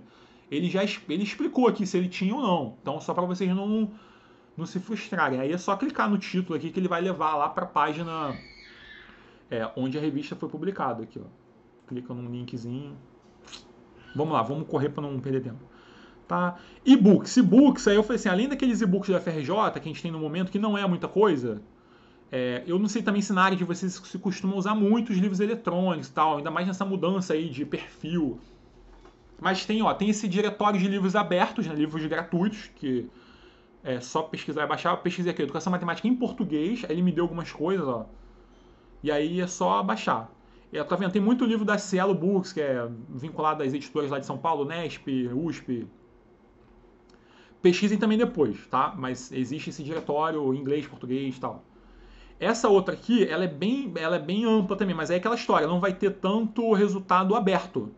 É uma busca só de e-books, tá? Me deu 78 resultados, aí, sei lá, deixa eu pegar uma aqui qualquer. Aí, assim, eu sei que existe o livro, até aqui pode ser que eu tenha acesso ou não, tá vendo? Download for free. Eu nem sei se essa base é toda aberta, mas pelo menos eu sei que existe. Aí falem comigo, porque de repente a gente pode conseguir esse livro, se às vezes a própria FRJ não tiver, alguma outra universidade tem, que a gente pode pedir uma cópia, sei lá. Eu costumo muito falar com os autores, se o artigo é recente, o livro é recente e os autores estão vivos, eu mando logo direto o e-mail para eles, assim, pô, manda aí pra gente, nós somos pesquisadores pobrinhos aqui do Brasil e tal, tem acesso, eles sempre mandam numa boa, assim. Essa coisa das atualizações eu já falei, porque aquele sistema de alerta, depois vocês podem olhar isso daqui. Toda vez que tiver uma revista que vocês gostem, assina o alerta, porque é importante. Até botei aqui, ó. É molinho de fazer isso. Tô terminando já, tá? Fator de impacto. Fator de impacto é importante. Vamos voltar lá no portal. Tem uma neura também, eu não sei nem se essa neura é muito da área de vocês, assim, mas tem uma neura do pessoal lá das ciências duras de eu só acesso revista de fator de impacto alto, ou eu só quero publicar em fator de impacto alto. Que também não quer dizer nada, assim, o que é o fator de impacto? O fator de impacto é um número, que é uma mediana do volume de citações que aquela revista conseguiu compilando todos os seus artigos ao longo dos últimos anos anteriores. E aí ela faz a mediana e gera um número. Esse número sozinho não diz nada, ele só funciona quando você compara duas revistas. Que aí você vê, uma revista lá, Acta Matemática, teve um fator de impacto 5, porque ela teve essa média de... Cada artigo publicado na Acta Matemática teve essa média de 5 citações. E a outra teve um fator de impacto 9. Aí essa que tem um 9, ela tem um peso maior, mas só funciona comparativamente, como eu falei. E aí esse índice, né, esse ranking, a gente vê aqui, ó, buscar base... O nome dele é JCR, que é o Journal Citation Reports. Então vocês escrevam lá por extensão Journal Citation Reports ou JCR. E ele vai dar aqui, ó. Inside Journal Citation Reports da Caravate, é isso aqui. Aí ele vai me levar lá para a base. E aí lá na base é aquela história. Ou eu posso pesquisar por uma revista para descobrir o número dela, mas ela só vai fazer sentido comparado com outras. Então... eu gosto sempre de pesquisar pela área.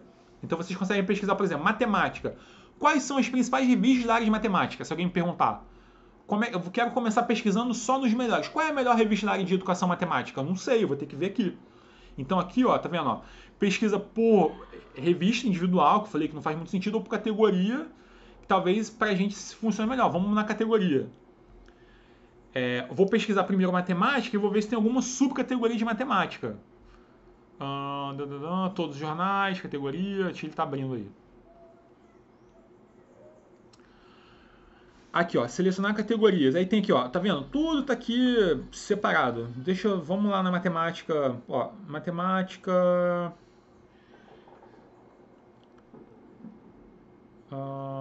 computacional, tem uma matemática aplicada, interdisciplinar, aplicação. Eu vou nessa interdisciplinar, pode ser que talvez tenha mais coisa relacionada com a gente.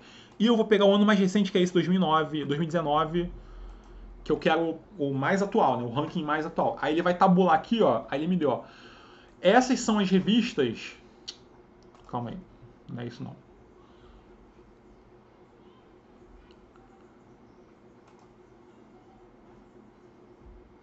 Ele vai me dar o ranking das revistas mais bem qualificadas. Ele me abriu ali o ranking geral. Não quero o ranking geral, quero só das categorias. Da subcategoria.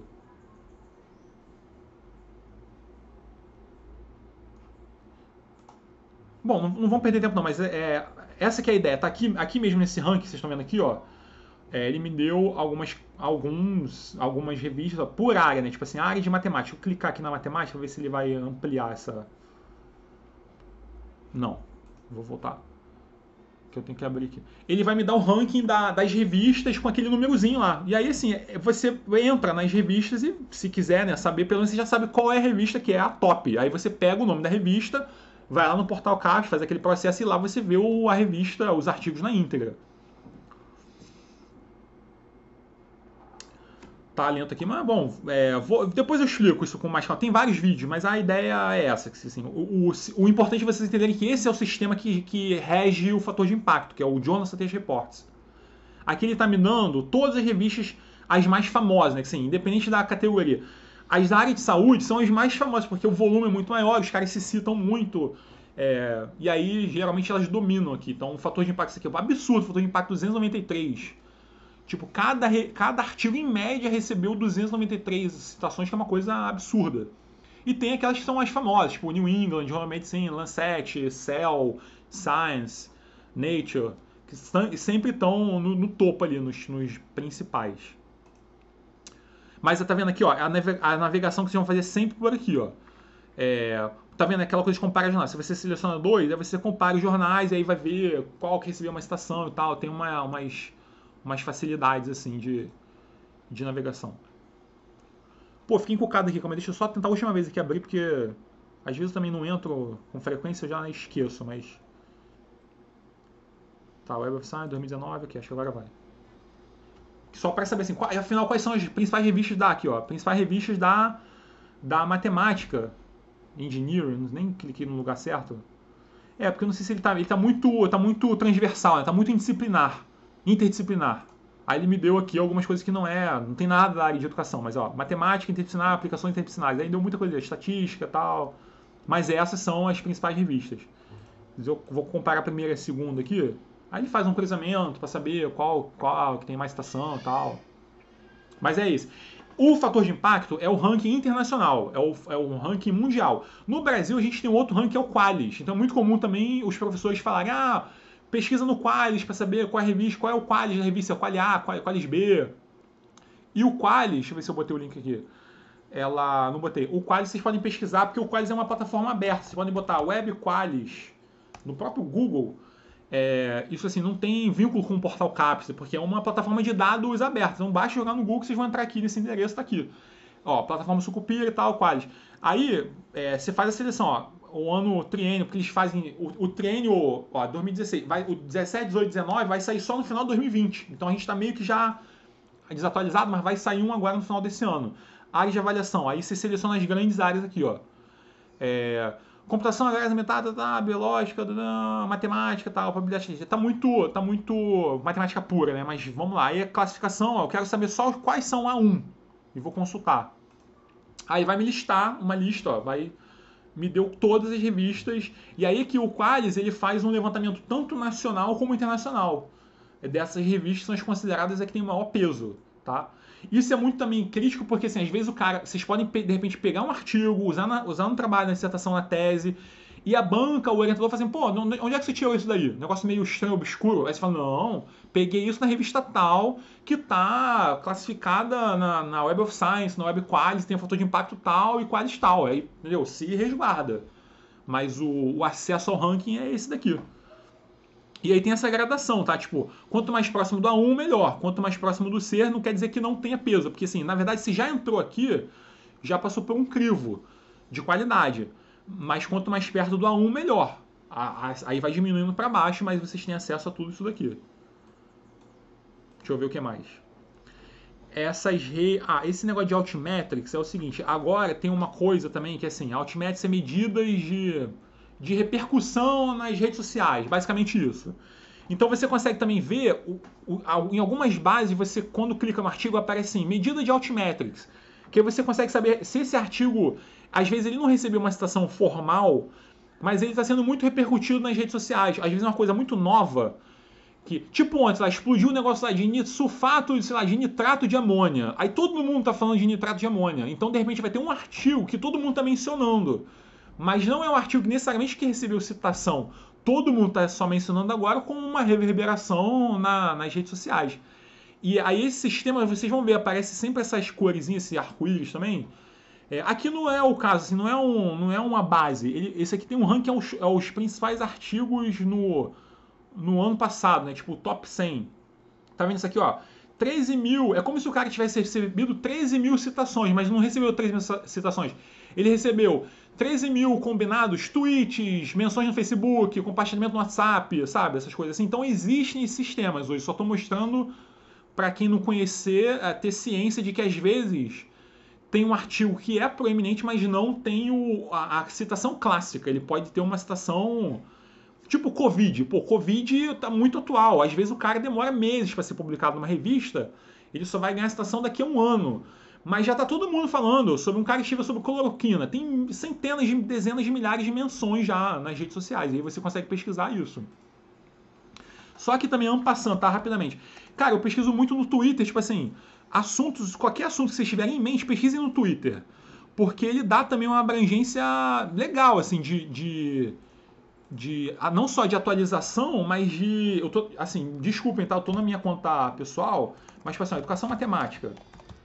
E faço uma pesquisa aberta e depois pode até ramificar. E aí eu vou vendo o que a galera tá dizendo aqui, tipo... Sabe, assim, me deu alguns resultados. Eu vou passar o olho. Às vezes, encontro bastante coisa legal, assim, tipo, os pesquisadores agora, a maioria das pessoas está usando essas ferramentas, então você também reconhece pessoas, você consegue ficar amigo de alguém, tipo, pô, cara, você mencionou essa pesquisa aqui, legal, assim, me indica alguma coisa, ou então eu vou fazer uma amizade ali. Acontece muito isso, assim, eu uso muito o Twitter para essas pesquisas também, tipo, que eu falei, tipo, todo mundo, se você falar com alguém da banca, do orientador, o cara vai achar isso muito absurdo, assim. Mas não é uma prática informal de pesquisa, assim, não estou usando como um método, né, qualificado, mas é uma opção também. Essa outra pulo, mesma coisa, vou pular. Essa ferramenta aqui, rapidamente também, acho que é uma tendência também, vai começar a pipocar essas coisas. É legal porque, assim, esse site aqui, você pega, joga um artigo qualquer, pesquisa um artigo, ele dá se esse artigo ele está sendo controverso. Tipo assim, ó, esse artigo especificamente recebeu, sei lá, 9 citações. Aí ele diz se as 9 citações elas são de suporte ou estão disputando, né? Tá tipo contradizendo o que o cara escreveu. Aí ele dá, as pessoas que citaram, ele indica aqui, ó, em que condição que ela foi citada. E às vezes já mostra a sinopse da citação recebida, né?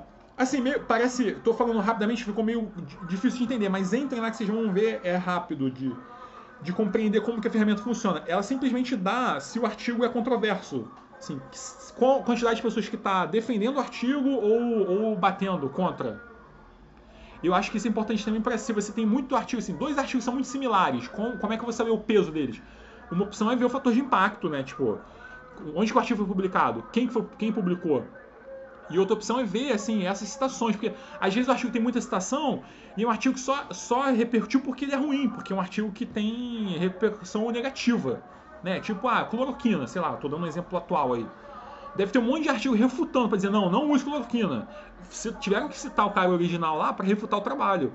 Aí, assim, esse artigo original tem um monte de citação, mas ele não tem qualidade nenhuma, porque foi um artigo que já foi... caiu por terra. Essas redes também, tipo assim, ó, ResearchGate, Publons, são as principais, já tem várias, mas o que eu uso mais é ResearchGate e Publons, que é tipo assim, o Currículo Lattes, só que é um Currículo Lattes mais aberto, embora essas empresas todas, assim, esses sistemas sejam todos hoje vinculados a alguma empresa privada, que estão ali vendendo os dados e tal, mas é uma opção também de você reconhecer as pessoas da área, pesquisar por assunto. Então, tipo, sei lá, pegar alguém aleatório aqui, ó, um indiano. Esse indiano aí vai ter uma página individual dele, as publicações dele, esses índices aqui e tal, essas pessoas que estão seguindo, quem ele segue, é legal porque você consegue ver as pessoas. Normalmente a gente pesquisa muito o papel, né? Tipo assim, o conteúdo. E aqui você vê as pessoas. Pô, quem são os caras? Eu quero saber quem é a pessoa que está pesquisando. E aí tem essas opções aqui, ó. Esse Publons é o mais acadêmico, assim, porque ele está vinculado ao Web of Science. Aí você tem uma coisa mais formal também, assim.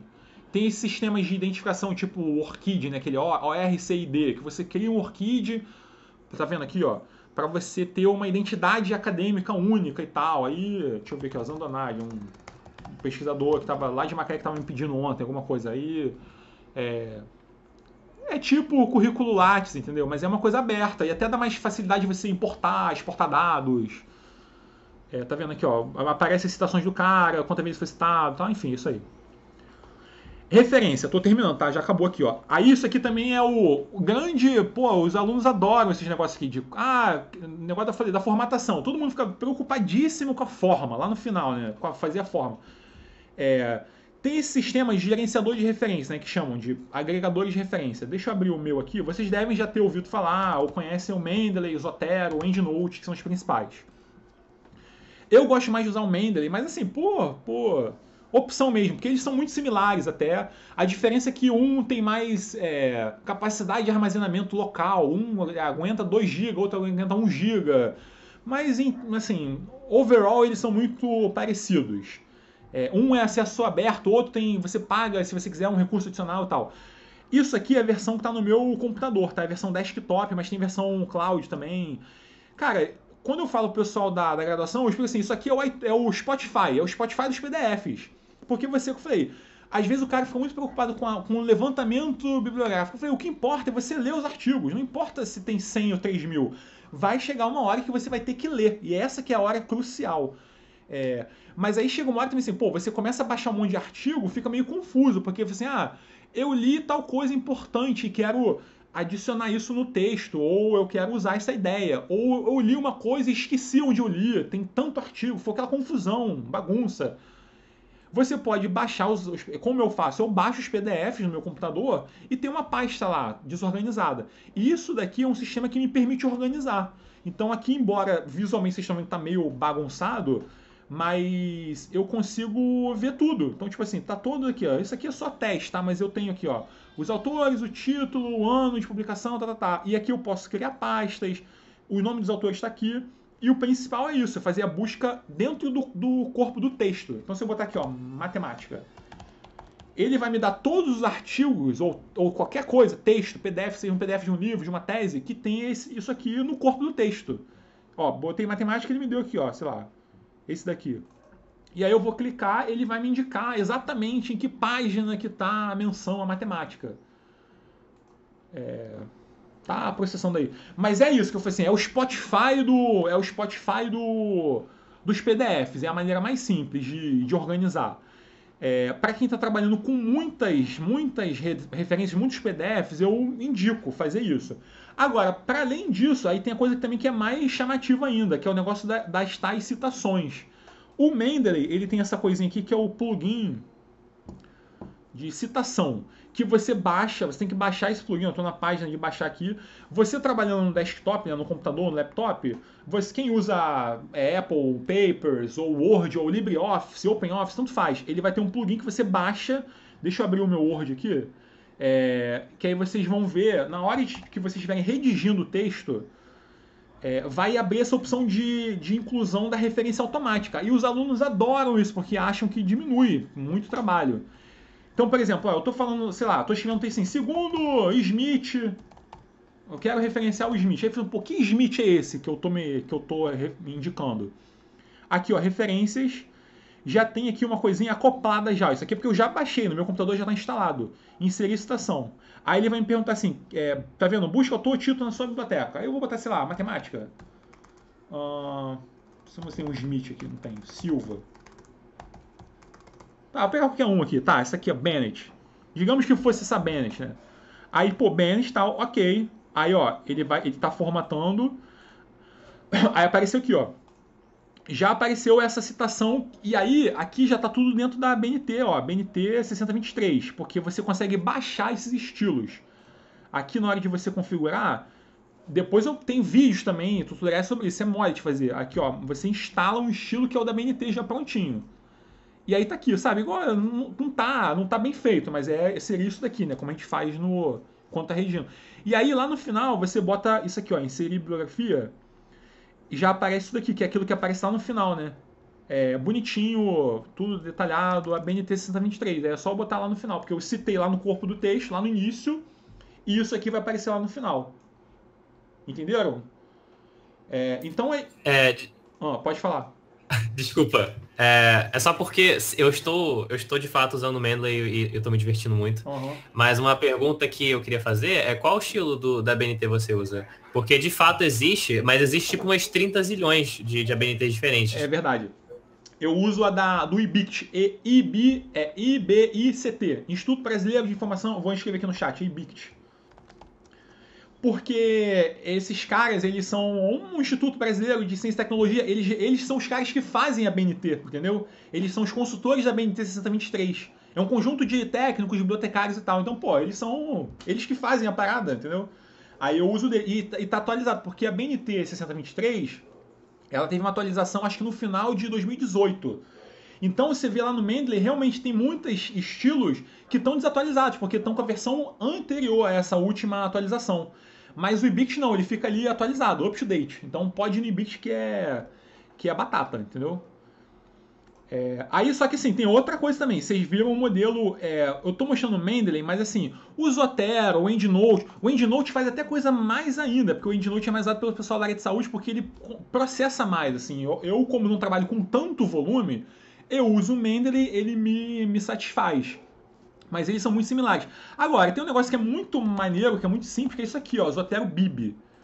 Que assim, eu indico esse Zotero Bib. Alguém lá no início me perguntou, desculpa, eu não vou lembrar o nome, mas lá no Google Acadêmico, aquelas aspas. Eu falei, o negócio da aspa. Eu falei, não uso isso não. Uso isso daqui, ó. Porque aqui, tipo, vamos pegar um artigo, vou lá no Google, vamos pegar um artigo qualquer. Deixa eu botar um Silva qualquer aqui. Vamos pegar esse aqui, ó. Silva, ribossoma, Aí alguém falou dessa aspinhas, né? Todo grande artigo que tem aí, ele possui um DOI. Eu, por experiência, já sei que o DOI é isso daqui, ó. Então eu vou só copiar. E aí, assim, como é que eu vou referenciar? Eu estou citando esse artigo. Como é que eu faço para citar esse artigo dentro da BNT 6023? E digamos que eu estou com o Word aqui, né, aberto. Vamos supor assim, eu estou escrevendo um texto assim, de acordo com o fulaninho lá, o Silva, tal. Como é que eu vou fazer isso? Eu já peguei o artigo, o DOI do artigo, esse aqui. Eu vou copiar e vou jogar aqui, ó. Zotero Bio é isso aqui, ó. Você joga o DOI ou a URL e cita. E aí ele vai criar automaticamente isso aqui, ó. Pronto.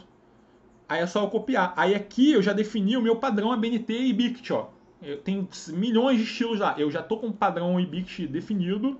E aqui ele já me gerou conforme a BNT. Aí é só eu pegar aqui, ó. Copiar o dito Silva lá que eu queria mencionar e vou depois... Eu só ajusto depois isso aqui, né? Mas o meu texto vai ficar isso aí. Aí, assim, o Zotero Bib, assim...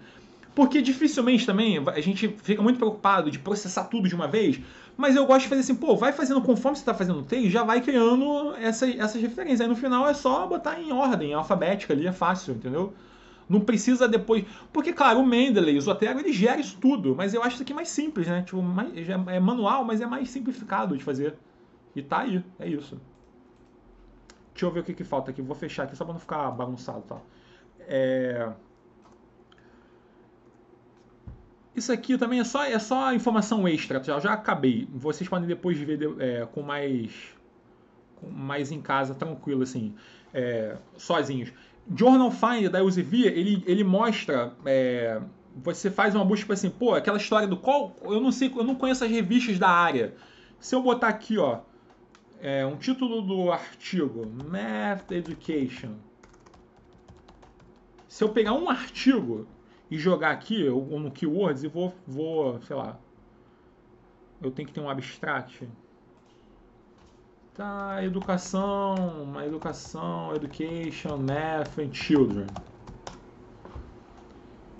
Aí ele vai me fazer um levantamento de revistas, de jornais que contenham esse tipo de coisa. Ficou meio zoado ali o meu, ele não... Deixa eu pegar esse DOI aqui. Ele encontra revistas que tenham alguma similaridade com aquilo que eu tô colocando ali como palavra-chave. Tanto revistas em termos do próprio título da revista, mas de conteúdo. Deixa eu só copiar aqui porque ele pediu ali só pra gente ver o que ele realmente dá, bonitinho. E aqui, claro, não tem nada a ver com a área de vocês, mas eu só tô reforçando uma barra aqui pra gente poder fazer isso rápido aqui. Tá, vou ver. Aí ele faz isso, ele faz um levantamento, ó, tá processando. 50 periódicos que, a partir disso aqui que eu pesquisei, ele me deu interesses similares aqui, ó. Pesquisa em microbiologia, modelamento de software, é isso aí. E aqui tem vários índices. É isso é uma opção de... Connect Papers, deixa eu abrir todos logo lá. Isso compila painéis legal, para quem está trabalhando com levantamento de dados do governo, tipo, do governo brasileiro sobre os programas de pós-graduação, no caso de vocês, educação. o que se pesquisa no Brasil na área de educação e tal. Aí isso aqui é legal ver também. Deixa eu fechar isso aqui. Isso aqui é legal ver um gráfico visual. Deixa eu ver. Será que é o Paulo Freire? Vamos ver.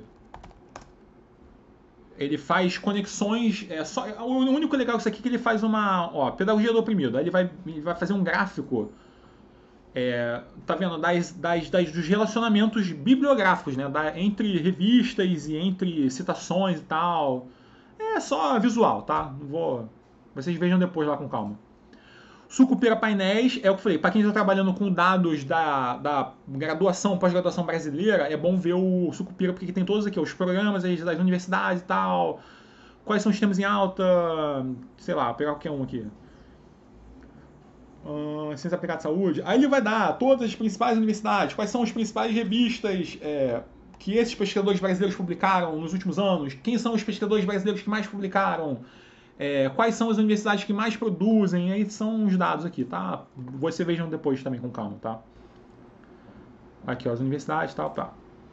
Isso aqui é um aplicativozinho que eu usava, mas não uso porque eu não quero ficar ali muito também, o tempo inteiro recebendo coisa. Mas esse é o melhor que eu acho, o melhor aplicativo para ciência que você instala no celular.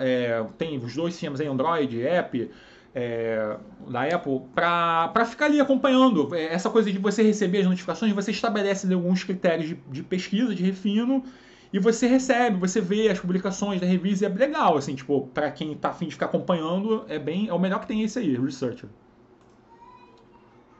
Olha, é isso aí. Então o roteiro fechou aqui. Vou abrir a sala de novo aqui. Vou fechar a apresentação, né? Pra gente poder só fechar aqui a nossa conversa.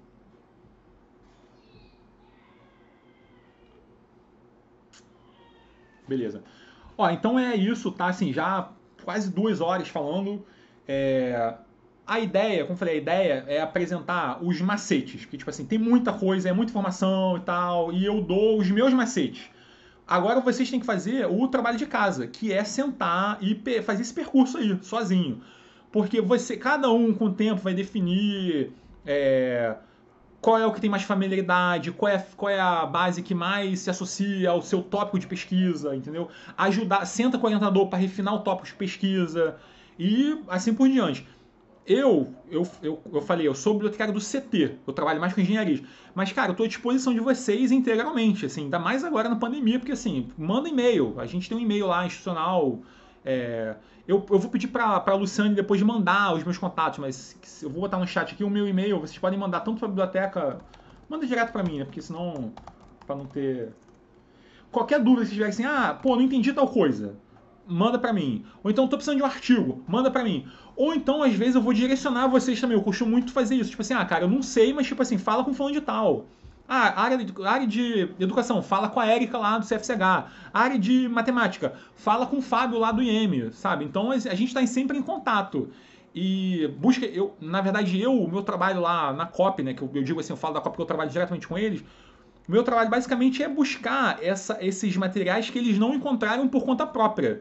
Então, assim, tem um primeiro momento que eu ensino eles a usar tudo isso que eu mostrei para vocês e coisas além disso, mas eles são autônomos, assim, eles sabem pesquisar, eles já passaram por essa fase. Só que chega um momento que os caras também não conseguem, empacam, porque são revistas que são pagas, coisas muito fora do comum, tipo, eu quero uma tese que o cara publicou lá na Hungria em 1940, sei lá, entendeu? Aí, tipo assim, cai pra mim essas bombas, eu que resolvo isso. Então, meu trabalho, assim, a maior parte do trabalho é isso. Então, vocês podem me pedir, assim, não tem problema nenhum pedir, acesso a artigo. A gente tá nessa fase meio bizarra, que a gente não tá tendo acesso aos livros em papel, né, que vocês estão sabendo muito bem. Os alunos estão reclamando muito, porque fica parecendo que a gente está de má vontade, porque os alunos estão voltando às aulas em caráter excepcional, mas estão voltando às aulas. As bibliotecas estão fechadas e a gente não tem muito a oferecer. A UFRJ tá deficitária em relação a esses livros eletrônicos. Até umas coisas meio assim, idiotas, assim, não tem problema nenhum falar isso. Tipo, cara, toda biblioteca poderia ter um sistema de auto-empréstimo, aquelas máquinas, qualquer biblioteca que você vai fora, nos Estados Unidos, em qualquer país exterior, aqui na Argentina, toda biblioteca tem um sistema que é uma máquina, um robô, tipo Blockbuster, você enfia lá o livro na caixinha e passa um código de barra sozinho, não tem interação com o humano.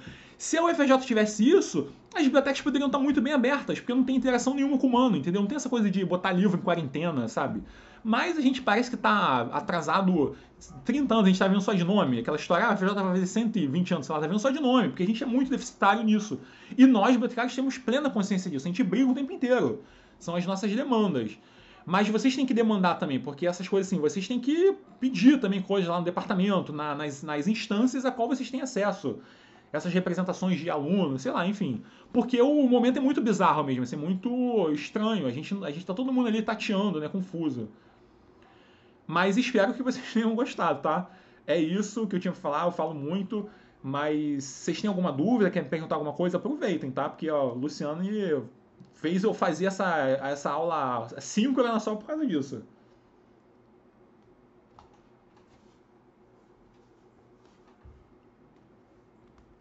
Tudo certo, então? Ninguém ficou com dúvida. Pô, beleza. Tá, fico à disposição, tá? Qualquer coisa você... É muita coisa mesmo. Assim, a gente... É o que eu falei, o ideal... Sabe que esse negócio da história e metodologia? A gente fica brigando o tempo inteiro.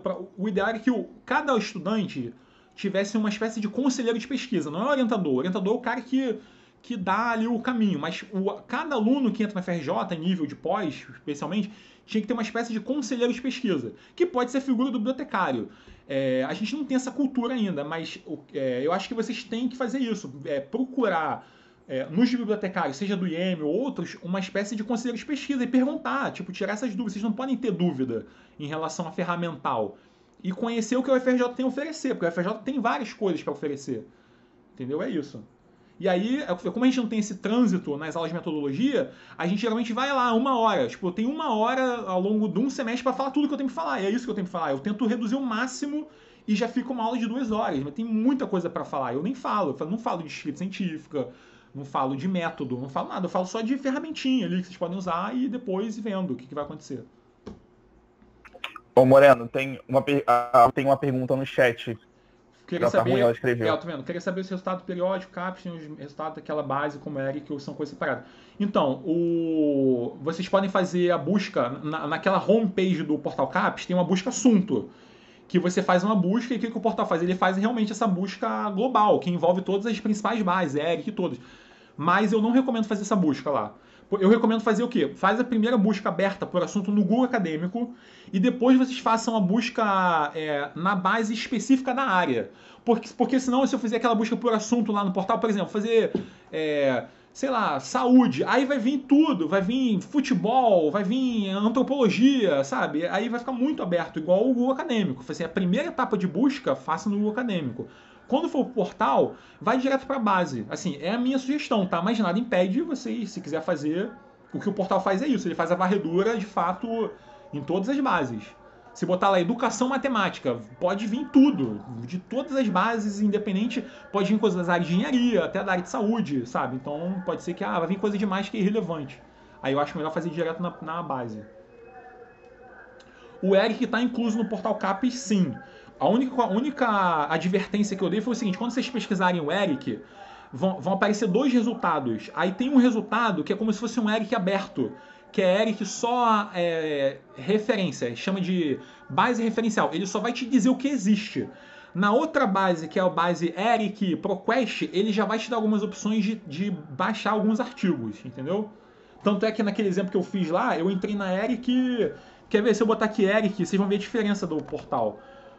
A interface, entra no eric.gov depois aí, vou botar o endereço para vocês verem no chat aqui, ó. Se vocês entrarem nesse endereço, vocês vão ver a carinha do ERIC, versão aberta, pública. Aquela interface que eu entrei é ProQuest. A ProQuest não, ela me dá já alguns acessos a PDFs, essa aqui é a diferença.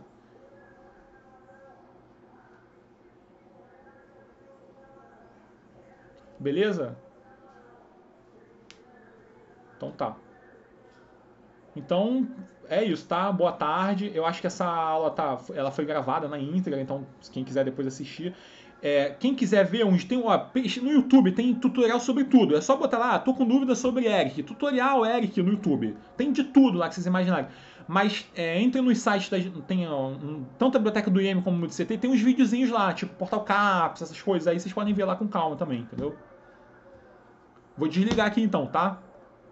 Tá ótimo, obrigado, hein? Tchau. Valeu, Muito Moreno. obrigado. Obrigadão. Tchau, tchau. Obrigadão, Moreno. Valeu. Valeu, tchau, tchau, boa tarde.